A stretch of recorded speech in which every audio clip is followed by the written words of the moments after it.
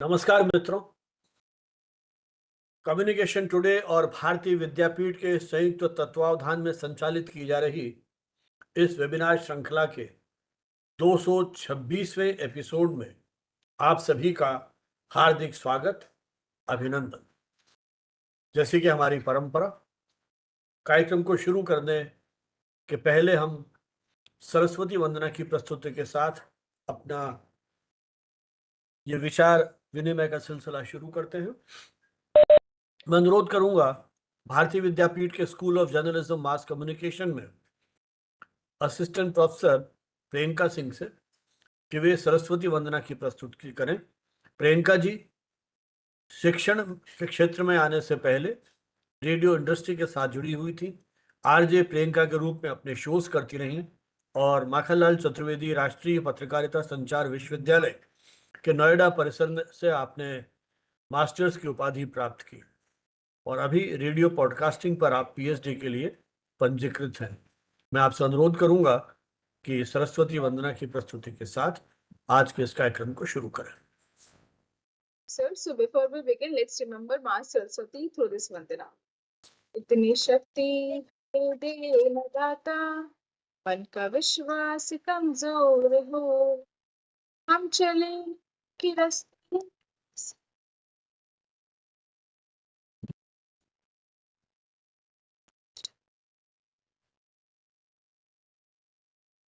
विश्वास कमजोर हो ना, हम न सोचे हमें क्या मिला है, हम ही सोचे कि अब क्या है दर्पण, फूल खुशियों के बाटे सभी को, सबका जीवन अब बन जाए मधुबन, अपनी करुणा का जदू बहा दे, कर दे पावन हर की मन का कोना, हम चलेंगे के रास्ते पे हमसे टूट कर भी कोई भूल होना, हम चलेंगे के रास्ते पे हमसे टूट कर भी कोई भूल होना।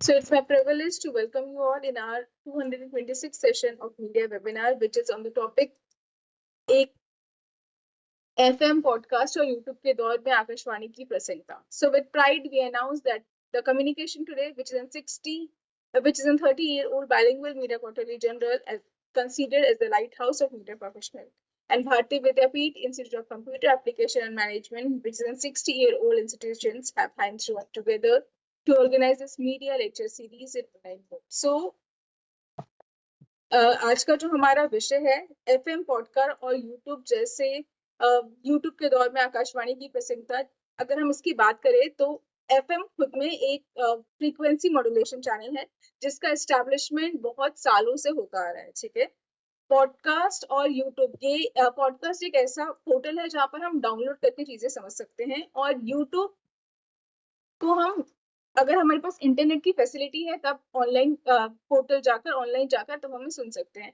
इन सब में अगर हम आकाशवाणी की बात करें तो आकाशवाणी एक फ्रीक्वेंसी बेस्ड चैनल है जिसको हम फ्रीक्वेंसी के द्वारा ही सुन सकते हैं। तो कहीं ना कहीं अगर हम आज आकाशवाणी के बारे में डिस्कशन कर रहे हैं, इसका मतलब है कि उसकी इम्पोर्टेंस है, तभी हम उसके बारे में चर्चा कर रहे हैं।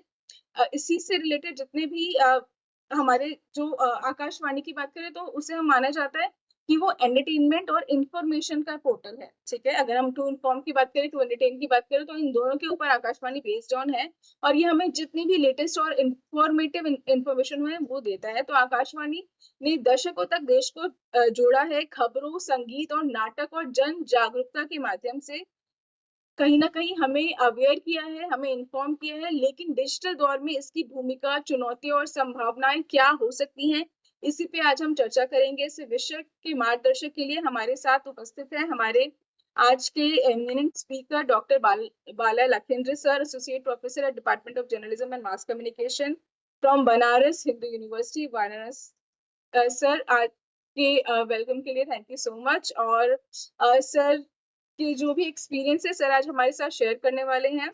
We are eagerly waiting to listen you sir. Over to you बराबर सर। चलिए इसी परंपरा को आगे बढ़ाते हुए, क्योंकि आभासी मंच पे कार्यक्रम है, तो स्वागत, अभिनंदन, सम्मान भी आभासी तरीके से। प्रियंका जी से अनुरोध, एक बार फिर वे ई बुके से आज के हमारे विशिष्ट वक्ता डॉक्टर बाला लखेंद्र जी का अभिनंदन करें। प्रियंका जी। जी sir, the ebook is on the screen. इस ई-बुक से हमारा जो मैसेज है वो ये है कि बुके की जो खुशबू है, इन फूलों की खुशबू है, हम इसे डिजिटली देखकर अपने लाइफ में महसूस करें, अपने आस-पास इस खुशबू को महसूस करें, इसकी खुशबू को अपनी लाइफ में इम्बाइब करें, उसी फ्रेशनेस, क्रिएटिविटी को इम्बाइब करें और उसी के साथ आगे बढ़ते जाएँ। So this is the message for all of you. Thank you so much sir. अरे बहुत-बहुत आभार आपका। और जैसा विषय बताया गया, एफएम, पॉडकास्ट और यूट्यूब के दौर में आकाशवाणी की प्रासंगिकता। मैं व्यक्तिगत रूप से बात करूं तो शायद मेरी पहली वार्ता सितंबर 1974 आकाशवाणी से प्रसारित हुई थी।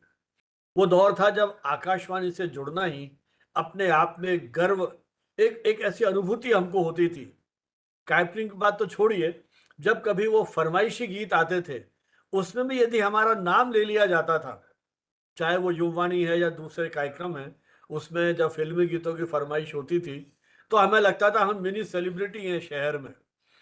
जब दूसरे दिन स्कूल जाते थे, क्योंकि स्कूल में मेरी शुरुआत हो गई थी, तो हमारे सहपाठी कहते थे, "आपका नाम रेडियो पर सुना था।" तो ये आकाशवाणी की लोकप्रियता का प्रमाण था। लेकिन धीरे-धीरे स्थितियाँ बदलने लगी, क्योंकि मुझे तो वो दौर भी याद आता है, जैसे प्रियंका जी ने कहा कि बहुत सारे कार्यक्रमों के माध्यम से आकाशवाणी ने देश की भावनात्मक एकता को जोड़ने का प्रयास भी किया। हवा महल विविध भारती से आता था, उसकी ट्यून भी सुनते थे, तो घर में जहाँ कहीं है तुरंत आकर के रेडियो सेट के पास बैठ जाते थे।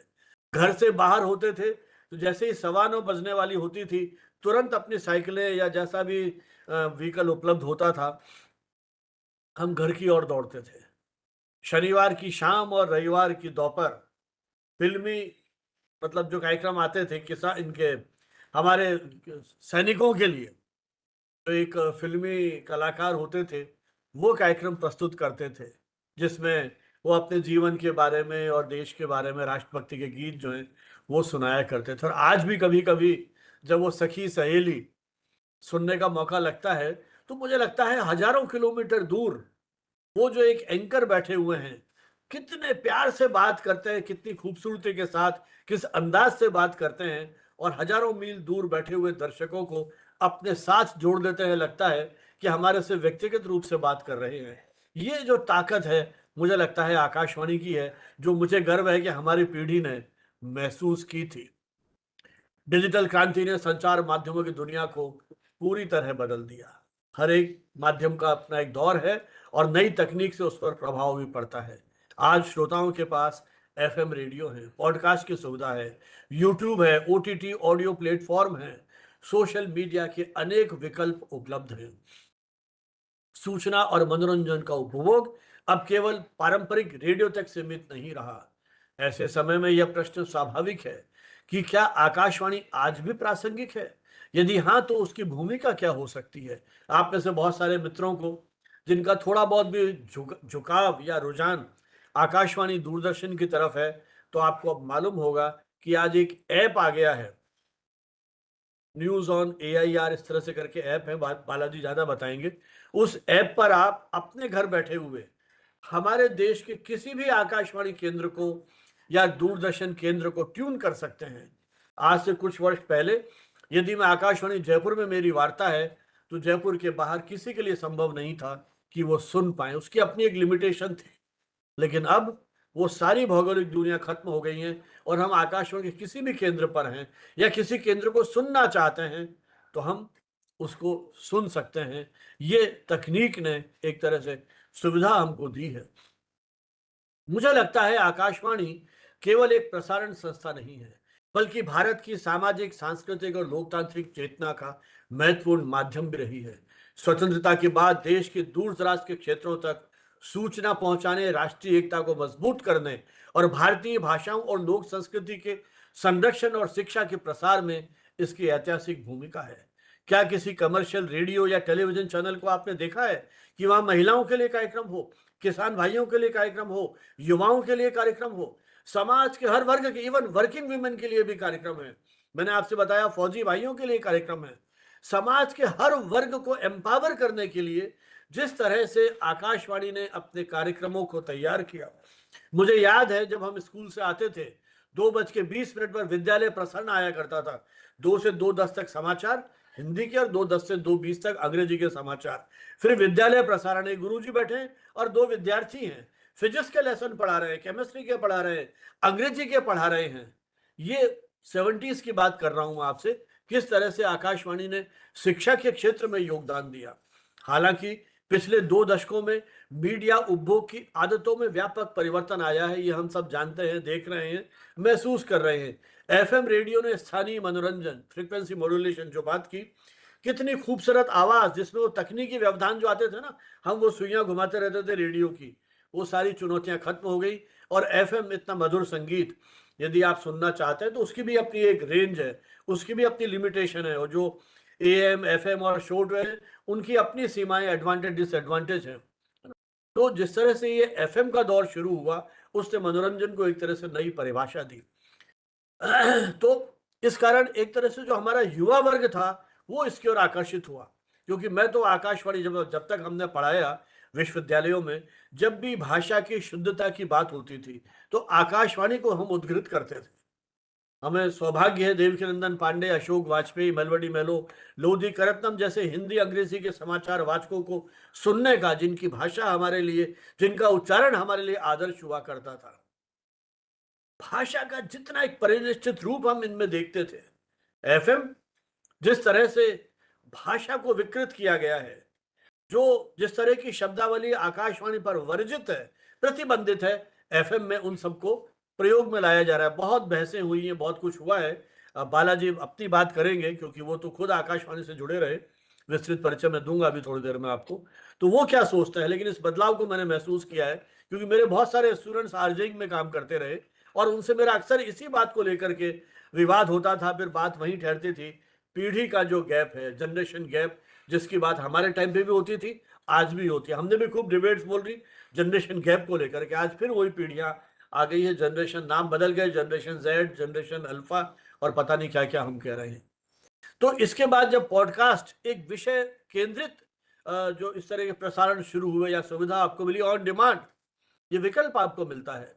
यूट्यूब ने ऑडियो के साथ वीडियो जोड़कर संचार को और प्रभावशाली बना दिया। अब श्रोता अपनी सुविधा के अनुसार किसी भी समय किसी भी विषय की सामग्री देख सुन सकता है। इस बदलते परिवेश में आकाशवाणी को नई चुनौतियों का सामना करना पड़ा है। कोशिश की, सारा डिजिटलाइजेशन हो गया। हमने वो दौर देखा है जब आकाशवाणी के उद्घोषक या प्रस्तुतकर्ता जो होते थे, वो आकाशवाणी की लाइब्रेरी से वो कैसेट निकाल निकाल करके लाते थे। मैंने कई बार देखा है लाइब्रेरी में जाते हुए उन जो हमारे आर्टिस्ट होते थे या बहुत सारे मेरे विद्यार्थी भी चूंकि थे, तो और मैं खुद जाता रहा आकाशवाणी में, उन सब चीजों को देखा था।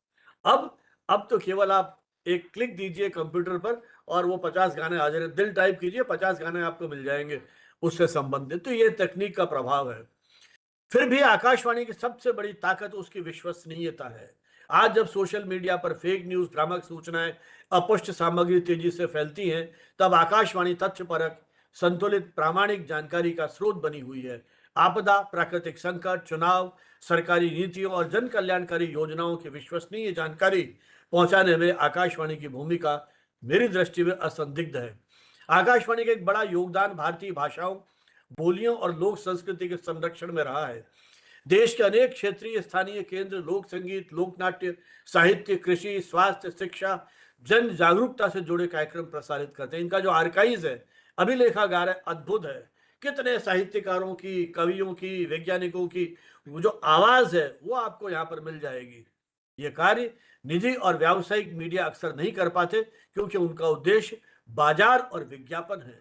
इस दृष्टि से आकाशवाणी सार्वजनिक सेवा प्रसारण, पब्लिक सर्विस ब्रॉडकास्टर के रूप में अपनी मूल भावना का निर्वहन करने के लिए कृत संकल्प है। हालांकि अपनी विरासत के आधार पर भविष्य को सुरक्षित नहीं किया जा सकता। आकाशवाणी को नई पीढ़ी तक पहुंचना है, उसे अपने नए ऑडियंस तैयार करनी है, तो डिजिटल रूपांतरण को पूरी तरह अपनाते हुए अपने कार्यक्रमों के स्वरूप में भी बदलाव लाना पड़ेगा। क्योंकि डिजिटल रूपांतरण तो हो चुका है उसका। उसके कार्यक्रम भी पॉडकास्ट के रूप में उपलब्ध हों, यूट्यूब पर आकर्षक वीडियो संस्करण प्रस्तुत किए जाएं, सोशल मीडिया पर सक्रिय उपस्थिति हो। एक दौर था जब हम आकाश में दूरदर्शन जाते थे तो वहां यदि कैमरा निकाल लें तो तुरंत वो प्रोड्यूसर या पैक्स जो है वो मना कर देता था। ऑफिशियल सीक्रेट्स एक्ट के तहत प्रतिबंधित है, फोटो अलाउड नहीं थे। अब पूरी दुनिया बदल गई है। आप खूब फोटो खींचिए, बल्कि स्वयं आकाशवाणी दूरदर्शन के कर्मचारी जो वहाँ के प्रोड्यूसर हैं या कार्यक्रम निर्माता हैं, वो स्वयं अब फोटो खींच करके अपने कार्यक्रमों को लोकप्रिय बनाने के लिए, प्रचारित करने के लिए फोटोज डाल रहे हैं। ये चेंज आया है इसमें। आकाशवाणी केवल एक प्रसारण संस्था नहीं, बल्कि डिजिटल ऑडियो ब्रांड के रूप में स्वयं को पुनर्भाषित करने वाला एक उसकी प्रक्रिया शुरू हो गई है। उसके विशाल ऑडियो अभिलेखागार भारतीय इतिहास, संगीत, साहित्य, संस्कृति के अमूल्य धरोहर है। यदि इन्हें व्यवस्थित रूप से डिजिटलाइज कर पॉडकास्ट और डिजिटल प्लेटफॉर्म पर उपलब्ध कराया जाए तो नई पीढ़ी के लिए ज्ञान का अनमोल स्रोत बन सकते हैं। जहाँ तक मुझे याद है, चूंकि बनारस से ही बालाजी हैं, वो उसे कंफर्म करेंगे। हमने ये सुना है कि महादेवी वर्मा केवल एक बार आकाशवाणी गई थी। उन्होंने ये संकल्प लिया था, मैं कभी आकाशवाणी नहीं जाऊंगी। क्या कारण थे वो कभी बाद में चर्चा करेंगे। लेकिन एक प्रोड्यूसर थे, उनके प्रयासों से उन्होंने यही उनको कहा कि आने वाली पीढ़ी के लिए एक धरोहर के रूप में आप अपनी एक रिकॉर्डिंग करवाएं। तो आप देखिए, इस प्रकार के जो हमारे महान साहित्यकार हैं, वैज्ञानिक हैं, उनकी आवाज यदि सुरक्षित है और वो इनके माध्यम से यदि पब्लिक होती है, तो मुझे लगता है कि आकाशवाणी की एक तरह से फिर जो पहचान है वो बनेगी। तो मेरा मानना यही है कि माध्यम बदल जाते हैं, लेकिन विश्वसनीय संवाद की आवश्यकता कभी समाप्त नहीं होती।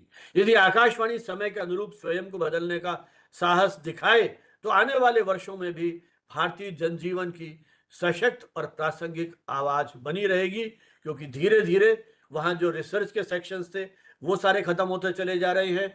आकाशवाणी सुनने वाले बहुत कम रह गए हैं। और कभी कभी तो मुझे लगता है, मुझे कई बार मौका मिला आकाशवाणी के जो एम्प्लॉयज़ हैं उनके साथ, उनके जो होते थे जिसको हम उनके पर्सनलिटी डेवलपमेंट के या इस तरह के कार्यक्रम होते थे, वाणी सर्टिफिकेट होते थे, बहुत बार मुझे जाने का मौका मिला और वहाँ बातचीत करने का।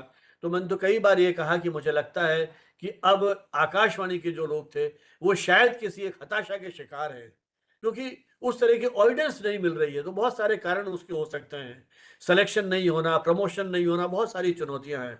तो अभी मेरी 3-4 दिन पहले जब बालाजी से बात हो रही थी तो इन्हीं मुद्दों पे कुछ चर्चा हुई। तो मुझे लगा क्यों नहीं इस विषय को हम हमारे मन से भी और उठाते हैं। हालांकि पूर्व में भी मैंने आकाशवाणी के बहुत सारे सीनियर जो ब्रॉडकास्टर हैं उनको बुलाया है, उन्होंने आकाशवाणी को लेकर के बात कही है। लेकिन फिर वही बात कहूंगा, विरासत हमारी बहुत अच्छी हो सकती है, लेकिन आगे क्या, उस विरासत का बखान हम कब तक करते रहेंगे। विरासत हमें प्रेरणा दे सकती है, मोटिवेशन दे सकती है, लेकिन अल्टीमेटली उसके अस्तित्व को बचाने की जिम्मेदारी उसमें काम करने वाले कर्मचारियों की, या आप हम जैसे जो रसिक या एक जो एक संभ्रांत श्रोता हैं उन पर निर्भर करता है कि कैसे उसको हम बचाएं। बालाजी, जैसा मैंने कहा, आप सब जानते हैं हमारे इन कार्यक्रमों से आपका बहुत सक्रिय और आत्मीय जुड़ाव रहा है। अक्सर आप आते रहे हैं, विभिन्न जो हमारे डेलिब्रेशंस होते हैं, एक्सपर्ट्स आते हैं, उनको न सिर्फ सुनते हैं बल्कि बाद में उनकी अपनी प्रतिक्रिया भी आप व्यक्त करते रहे हैं। पहला एक लेक्चर आपका हुआ था इसी सीरीज में आईपीआर पर, उस पर आपने बात की थी। जो ये पेटेंट की हम बात करते हैं, वो पेटेंट कैसे लिया जाता है, उससे बिल्कुल एक अलग हम बात कर रहे हैं आकाशवाणी को लेके। बाला लखेंद्र जी काशी हिंदू विश्वविद्यालय, वहाँ इस समय जनसंचार विभाग है, एसोसिएट प्रोफेसर के रूप में काम कर रही है। देश के प्रतिष्ठित मीडिया शिक्षकों, रेडियो विशेषज्ञों और विकास संचार के विद्वानों में इनका नाम बड़े आदर सम्मान के साथ लिया जाता है। उन्होंने जैव प्रौद्योगिकी में एमएससी और मास कम्युनिकेशन में एमए पीएचडी, यूजीसी नेट और सामुदायिक रेडियो का विशेष प्रशिक्षण प्राप्त किया है। डॉक्टर बाला लखेंद्र का व्यावसायिक अनुभव बहुत विविध रहा है, वैरायटी बहुत रही है। वो ऑल इंडिया रेडियो, हालांकि अब ऑल इंडिया रेडियो नाम समाप्त हो गया है। जो भी मित्र सुन रहे हैं, विशेषकर विद्यार्थी जो सुन रहे हैं इस कार्यक्रम को, उनकी जानकारी के लिए, अभी भी बहुत लोगों को ये नहीं पता है कि ऑल इंडिया रेडियो नाम समाप्त कर दिया गया है। अब ये आकाशवाणी ही हिंदी में जो है प्रचलन में है। इसलिए जब भी कभी आप बात करें तो आकाशवाणी नाम से ही इसको संबोधित कीजिए। बहुत पहले, बरसों पहले ये प्रयोग किया गया था। तब ऑल इंडिया रेडियो का नाम जब आकाशवाणी किया गया तो कुछ अहिंदी क्षेत्रों से विरोध की आवाजें उठी थी और सरकार ने फिर हाथ मतलब सरेंडर कर दिया था, वापस नाम ऑल इंडिया रेडियो कर दिया। लेकिन अब इसका नाम आकाशवाणी ही है। बाकी फिर बालाजी बताएंगे इसमें कहीं कोई चेंज हुआ हो तो आकाशवाणी में बालाजी ट्रांसमिशन एग्जीक्यूटिव के रूप में काम कर चुके हैं। उन्होंने बाद में टीचिंग में ज्वाइन किया। तेजपुर का केंद्रीय विश्वविद्यालय, वहाँ सहायक प्रोफेसर के रूप में अपने करियर की शुरुआत की टीचिंग के। और मेरा भी पहला परिचय आपका तेजपुर में ही एक अकादमिक आयोजन के सिलसिले में हुआ था। उसके साथ आप एनएसएस, राष्ट्रीय सेवा योजना और युवा विकास से जुड़े हुए बहुत सारे दायित्वों का निर्वहन कर रहे हैं। और देश भर में आप देश के अनेक विश्वविद्यालयों में जाने का आपको अवसर मिला है। Radio, community radio, television, film, विकास संचार, जनसंपर्क, ट्रेडिशनल मीडिया, युवा एवं ग्रामीण विकास उनके विशेष रुचि के क्षेत्र हैं, या मैं यूँ कहूँ कि विशेषज्ञता के क्षेत्र हैं। उनके शोध कार्यों में जो फोकस रहा है वो रेडियो प्रसारण, कम्युनिटी रेडियो, विकास संचार, स्वास्थ्य एवं विज्ञान संचार और पर्यावरण संचार। अनेक राष्ट्रीय अंतर्राष्ट्रीय सेमिनार्स में आपने न सिर्फ सहभागिता की है बल्कि आयोजन भी किए हैं। और एक इंटरनेशनल कॉन्फ्रेंस आप 21, 22, 23 अगस्त को बनारस में कर रहे हैं एआई को लेकर के। उनकी एक पुस्तक जो काफी चर्चित रही है, community radio, a tool of participatory communication for development. उसके अतिरिक्त भारत के प्रधानमंत्री ने आपको राष्ट्रीय युवा पुरस्कार से सम्मानित किया है। भारत के उपराष्ट्रपति ने आपको युवा एवं राष्ट्रीय विकास ट्रॉफी से सम्मानित किया है। और बिहार के राज्यपाल ने स्वामी विवेकानंद स्मृति पदक से आपको सम्मानित किया है। आज के इस वेबिनार में, जैसा हमने प्रारंभ में कहा, डॉक्टर बालाजी एफएम, पॉडकास्ट और यूट्यूब के दौर में आकाशवाणी की प्रासंगिकता पर आपसे बातचीत करेंगे। उनका अनुभव बहुत लंबा रहा आकाशवाणी के साथ, प्रसारण माध्यमों के साथ, तो उनकी गहरी समझ इन माध्यमों को लेकर के है। मैं अनुरोध करूंगा बालाजी से कि जो कुछ अनुभव आपका प्रसारण और एक शिक्षक के रूप में रहा है, उसके कुछ अनुभव आप हमारे साथ शेयर करें। डॉक्टर बाला लखेंद्र जी, बहुत बहुत धन्यवाद। माननीय प्रोफेसर संजीव भानावत सर को मैं प्रणाम करता हूँ। और जैसा कि अभी सर ने कहा कि ये 226वां एपिसोड है और ये बहुत बड़ा काम कर रहे हैं माननीय प्रोफेसर संजीव भानावत सर। लगातार 225 एपिसोड्स के आयोजन के बाद हम 226वें एपिसोड में हैं। और जैसा कि सर ने कहा कि हम कई एपिसोड्स में सर के साथ रहे हैं, तो हम उनके प्रति आभार व्यक्त करते हैं कि उन्होंने इस कार्यक्रम से जुड़ने का हमें मौका दिया। को-होस्ट हैं डॉक्टर प्रियंका सिंह जी, और हमारे साथ माननीय प्रोफेसर एम.एन. होदा साहब का नाम लेना भी लाज़मी है, हम उन्हें भी प्रणाम करते हैं। भारतीय विद्यापीठ के माननीय निदेशक हैं प्रोफेसर एम.एन. होदा साहब, हम उन्हें प्रणाम करते हैं। और जैसा कि अभी सर ने एक विस्तृत और आकाशवाणी के बारे में बताया और उन्होंने कहा कि 1900 पहली बार वो आकाशवाणी में 1974 में गए थे। तब मैं सर बताऊँ, मैं सिर्फ 3 वर्ष का था क्योंकि 1971 में मेरा जन्म हुआ है। बाद में मैंने 1994 में आकाशवाणी में योगदान किया ट्रांसमिशन एग्जीक्यूटिव के रूप में। बाद में मेरा प्रमोशन भी हुआ प्रोग्राम एग्जीक्यूटिव, बाद में मैं टीचिंग में चला गया। तो एक बालाजी, हाँ, उसके पहले तो मैं 69 में गया था किलकारी कार्यक्रम में। हाँ, किलकारी प्रतिभागी के रूप बच्चों के लिए होता था। देखिए नाम में ही कितनी खूबसूरती है, किलकारी। किलकारी। जी, जी, जी, जी, जी। तो आकाशवाणी में नवीनता रही है सर, हमेशा नए-नए शोध होते रहे। हमारे जो पहले के पूर्व प्रसारक थे, जो विद्वान अतिथि थे, प्रोग्राम प्रोड्यूसर्स थे, तो उनका कांसेप्ट बहुत बढ़िया था। अभी आप जैसे सैनिकों के लिए बात कर रहे थे, आप महिलाओं के कार्यक्रम की बात कर रहे थे, सखी सहेली की बात कर रहे थे, आपने किलकारी की बात की। तो ग्रामीण बच्चों के लिए अलग कार्यक्रम होते थे, शहरी बच्चों के लिए अलग कार्यक्रम होते थे।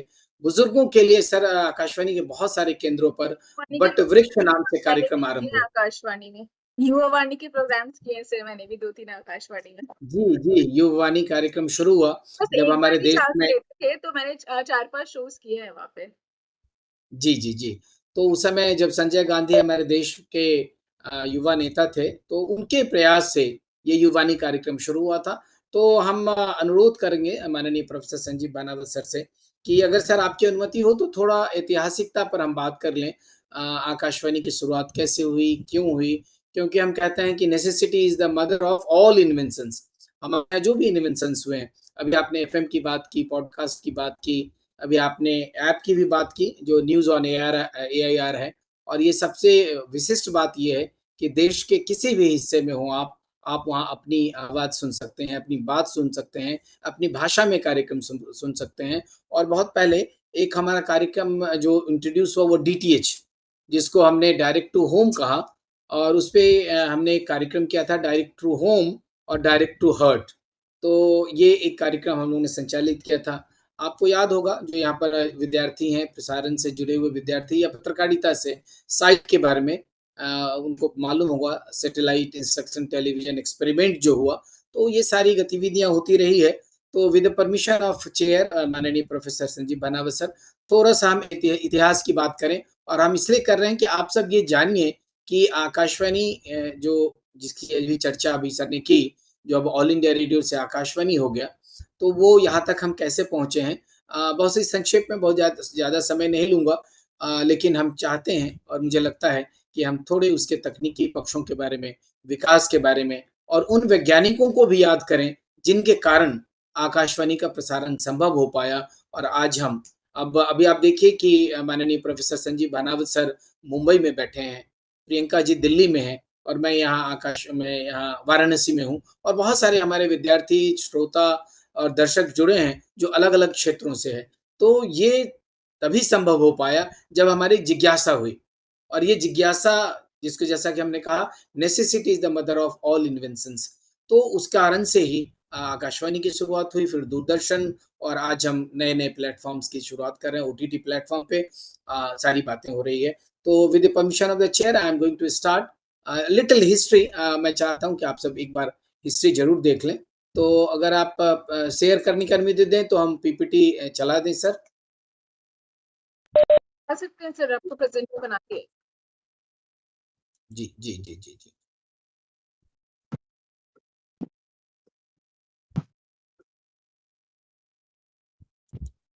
ये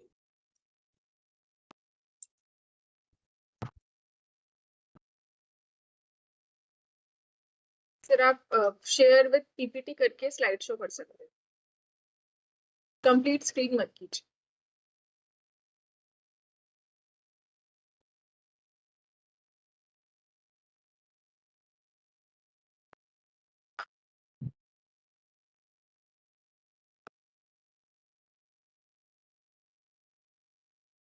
बालाजी आप अनम्यूट हो गए हो।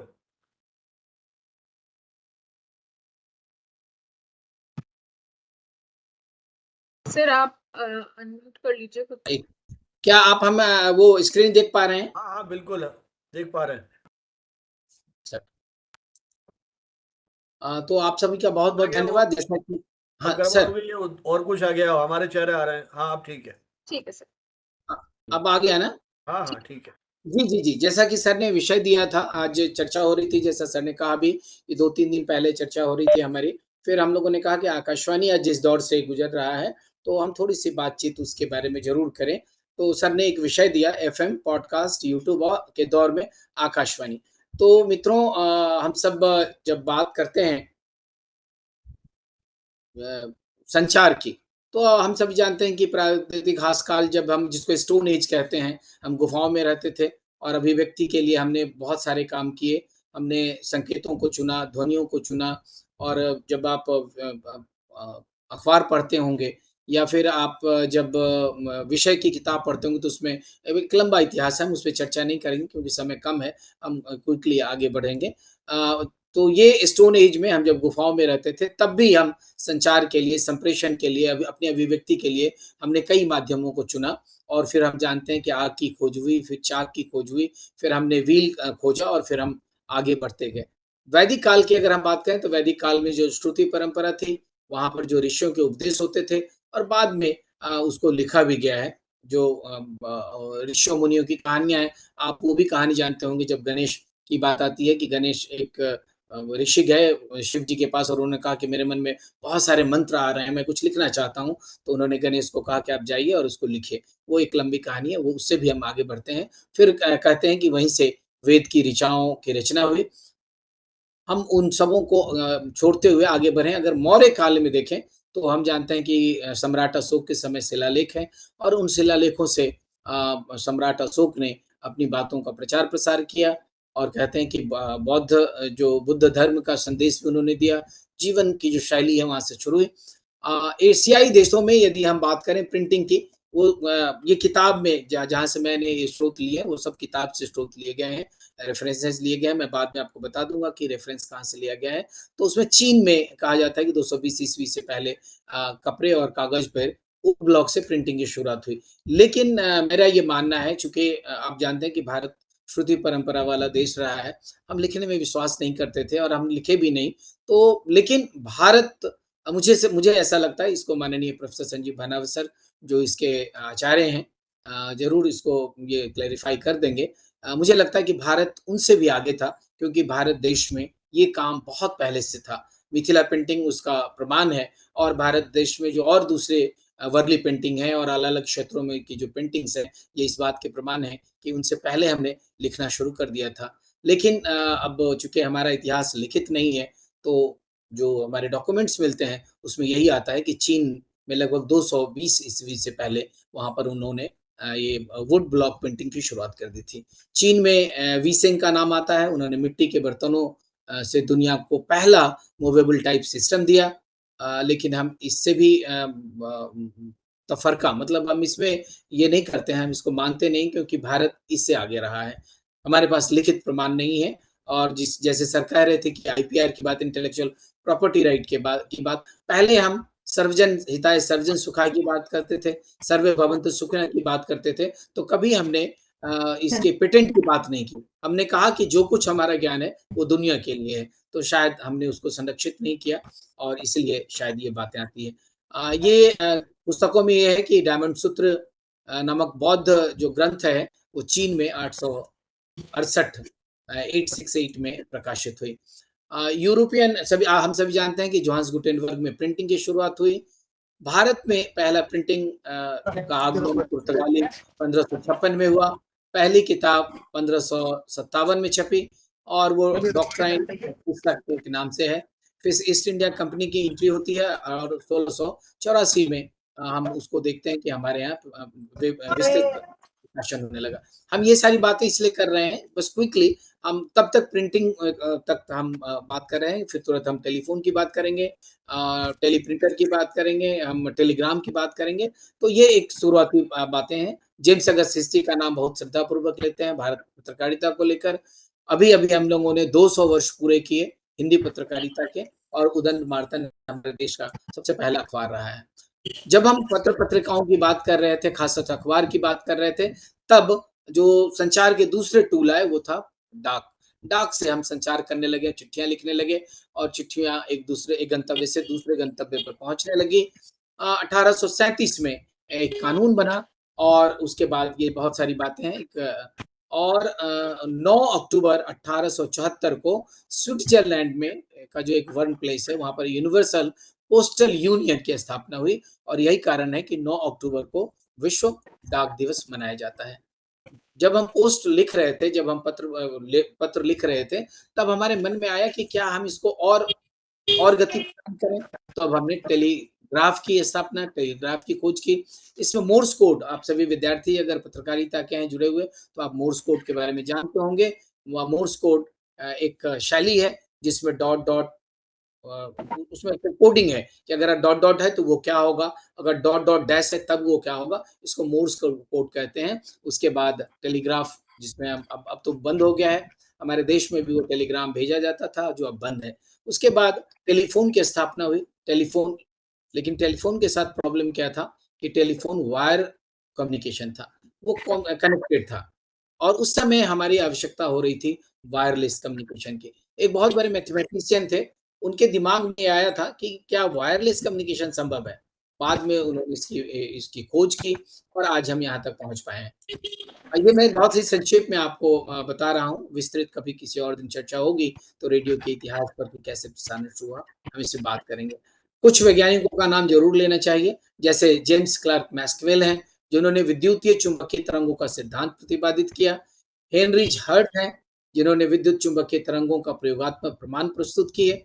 गुग्लिनो मार्कोनी, यूजुअली हम मार्कोनी को रेडियो का पिता कहते हैं, फादर ऑफ रेडियो कहते हैं, जो गलत है। हम आपको आगे बताएँगे कि क्यों वो गलत है और उसके रेडियो के फादर, लेकिन चूँकि उस समय टेक्स्ट लिखे गए, पूरे भारतवर्ष नहीं, दुनिया भर के देशों में ये फैलाया गया कि Markovnikov is the father of radio, लेकिन ऐसा है नहीं। फिर बाद में फेसेंडेन है, उनका पहला रेडियो वॉइस का प्रसारण हुआ। लीडी फॉरेस्ट जिन्होंने ऑडियन बल्ब का विकास किया, उनका भी बहुत बड़ा योगदान है। और जब प्रथम विश्व युद्ध की बात हुई तब उस समय रेडियो को ये माना गया कि ये प्रसारण के लिए बहुत ज़रूरी है। मार्कोनी साहब का बहुत बड़ा कंट्रीब्यूशन है क्योंकि उस समय जो समुद्र में शिप जाते थे और ही वाज़ शिप इंजीनियर, वो बेसिकली थे। तो वो अपना मार्ग खो देते थे, तो इसलिए ज़रूरी थी कि वायरलेस कम्युनिकेशन की बात हो और फिर उन्होंने वायरलेस के लिए काम किया और फिर रेडियो का वायरलेस कम्युनिकेशन आरंभ हुआ। अभी जैसा कि हमने कहा कि जो मार्कोनी हैं, वो उनको फादर तो कहा गया, लेकिन एक जैसा सर ने अभी आईपीआर की बात कर रहे थे, इंटेलेक्चुअल प्रॉपर्टी राइट की बात कर रहे थे, उसमें एक नाम आता है निकोला टेस्ला का। आप सब विद्यार्थी जो मास कम्युनिकेशन के हैं, रेडियो के बारे में जब आपसे बात हो, तो आप निश्चित रूप से यही कहिएगा कि Nikola Tesla is the father of radio, क्योंकि इंटेलेक्चुअल प्रॉपर्टी राइट की बात है। टेस्ला साहब ने सबसे पहले ये आविष्कार किया था और टेस्ला कॉइल के नाम से उसको जाना जाता है, लेकिन उनकी रुचि नहीं थी शुरू में, उन्होंने पेटेंट नहीं किया और उनको ये लगता था कि अगर कोई व्यक्ति हमारे ज्ञान से पल्लवित पुष्पित हो रहा है, कुछ सीख रहा है, कुछ आगे बढ़ रहा है, तो अच्छी बात है।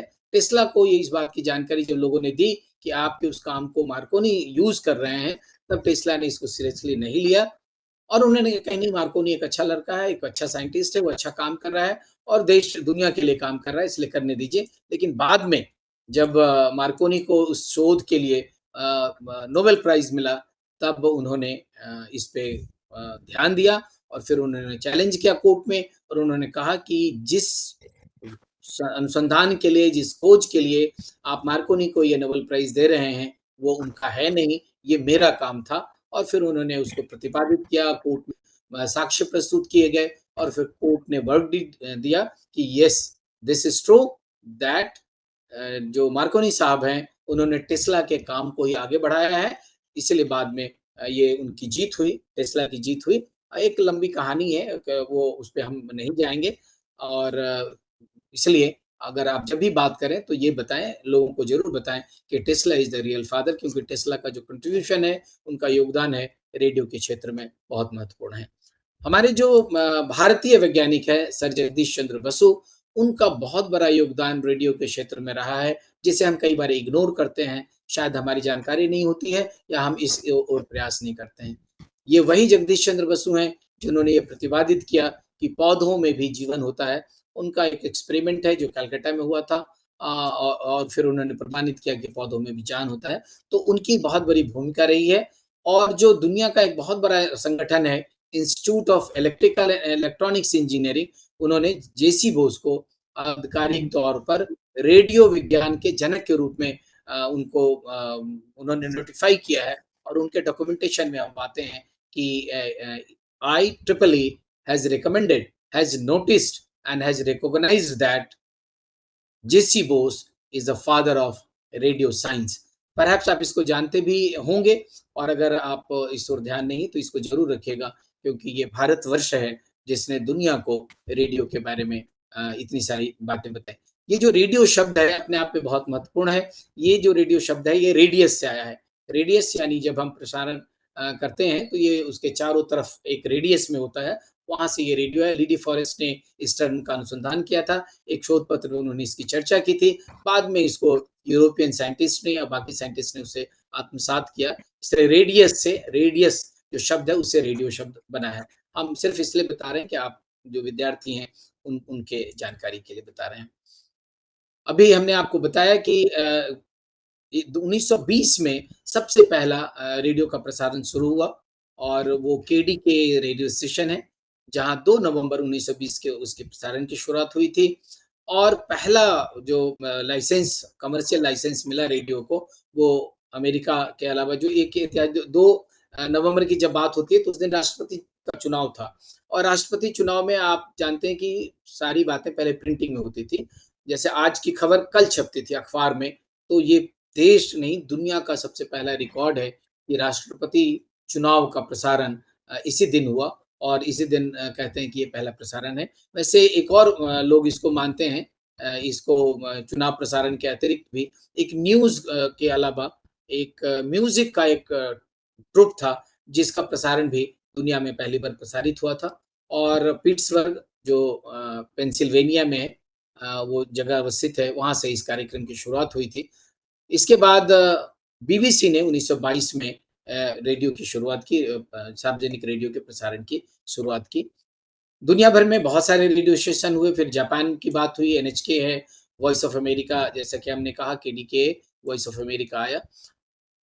रेडियो प्रसारण के कई प्रकार हैं, अभी सर अपनी बात में भी कह रहे थे। तो बस संक्षेप में हम आपको बता दें कि रेडियो प्रसारण को हम 3 रूप से मुख्य रूप से जानते हैं। एम्पलीट्यूड मॉड्यूलेशन, एफएम जो अभी 90 के दशक में बहुत पॉपुलर हुआ, और शॉर्ट वेव प्रसारण।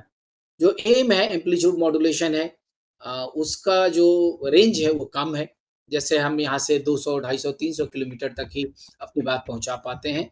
और लेकिन हमारा जो अगर हम लंबी दूरी अपनी बात रखना चाहें, जितनी विशेष प्रसारण है या बीबीसी है, जो आप वहाँ का प्रसारण आप यहाँ सुन पाते हैं, इंडिया में सुन पाते हैं, या इंडिया का जो विदेशी प्रसारण है, अगर आप दुनिया के किसी अन्य हिस्से में सुन पाते हैं, तो वो हम शॉर्ट वेव से करते हैं। एफएम और भी कम दूरी पर सुना जाता है।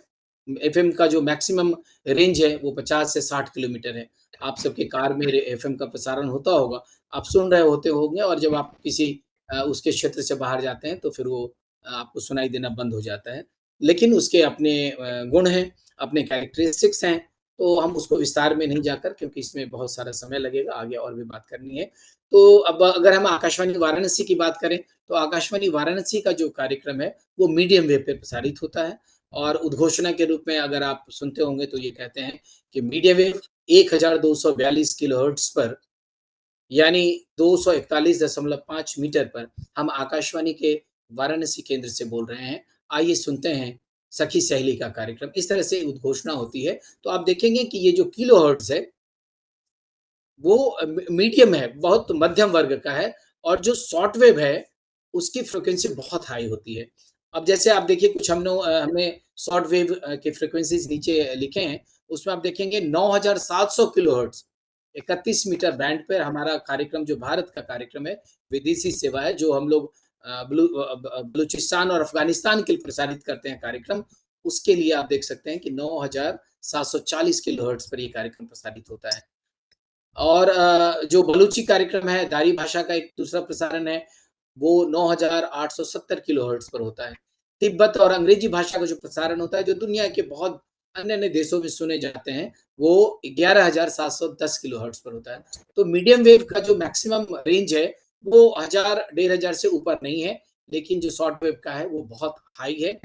शॉर्ट वेव के प्रसारण में जो बड़ी अच्छी बात ये है, और इम्पोर्टेंट बात ये है कि आप सभी जानते हैं कि हमारे यहाँ अलग-अलग लेयर्स हैं हमारे वायुमंडल में, तो ये जो सिग्नल है, वो आयोनोस्फीयर तक जाता है। हम सिग्नल को आयोनोस्फीयर में भेजते हैं, और वहाँ से टकराकर हम अपने ट्रांसपोंडेंट को इस तरह से सेट करते हैं कि वो जो जहाँ के लिए हम प्रसारण सेट कर रहे हैं, वो वहाँ उस क्षेत्र में उसका वो हो, तो वो आयोनोस्फीयर से टकराकर वो ध्वनि तरंगे जो हैं, वो रेडियो की जो तरंग है, उस क्षेत्र में पहुँचते हैं, फिर हम उसको सुन पाते हैं। बीबीसी भी इसी तरह से काम करता है। तो हमारे यहाँ, यानी पूरी दुनिया में 3 तरह के प्रसारण प्रमुख रूप से हैं, जिसमें इसको हम एम्पलीट्यूड मॉड्यूलेशन कहते हैं, जिसको एएम कहते हैं, और एफएम है, फ्रीक्वेंसी मॉड्यूलेशन। फ्रीक्वेंसी मॉड्यूलेशन, जैसा हमने आपसे कहा कि वो मैक्सिमम 50 किलोमीटर तक ही है। और आकाशवाणी का जो विविध भारती की चर्चा सर भी कर रहे थे, माननीय प्रोफेसर भानावत सर कर रहे थे, तो वो 100.6 मेगाहर्ट्ज़ पर उपलब्ध है, और कम्युनिटी रेडियो भी एफएम पर ही प्रसारित होता है। हम इसकी चर्चा आगे करेंगे।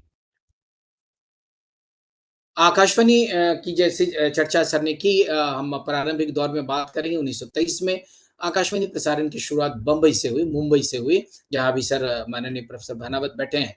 वहाँ टाइम्स ऑफ इंडिया, अगर सर संभव हो तो मैं रिक्वेस्ट करूँगा कि हमारे जो किताब है उसमें ये लिखा है कि टाइम्स ऑफ इंडिया का जो बिल्डिंग है, आज भी उसी के छत से पहला प्रसारण शुरू हुआ था।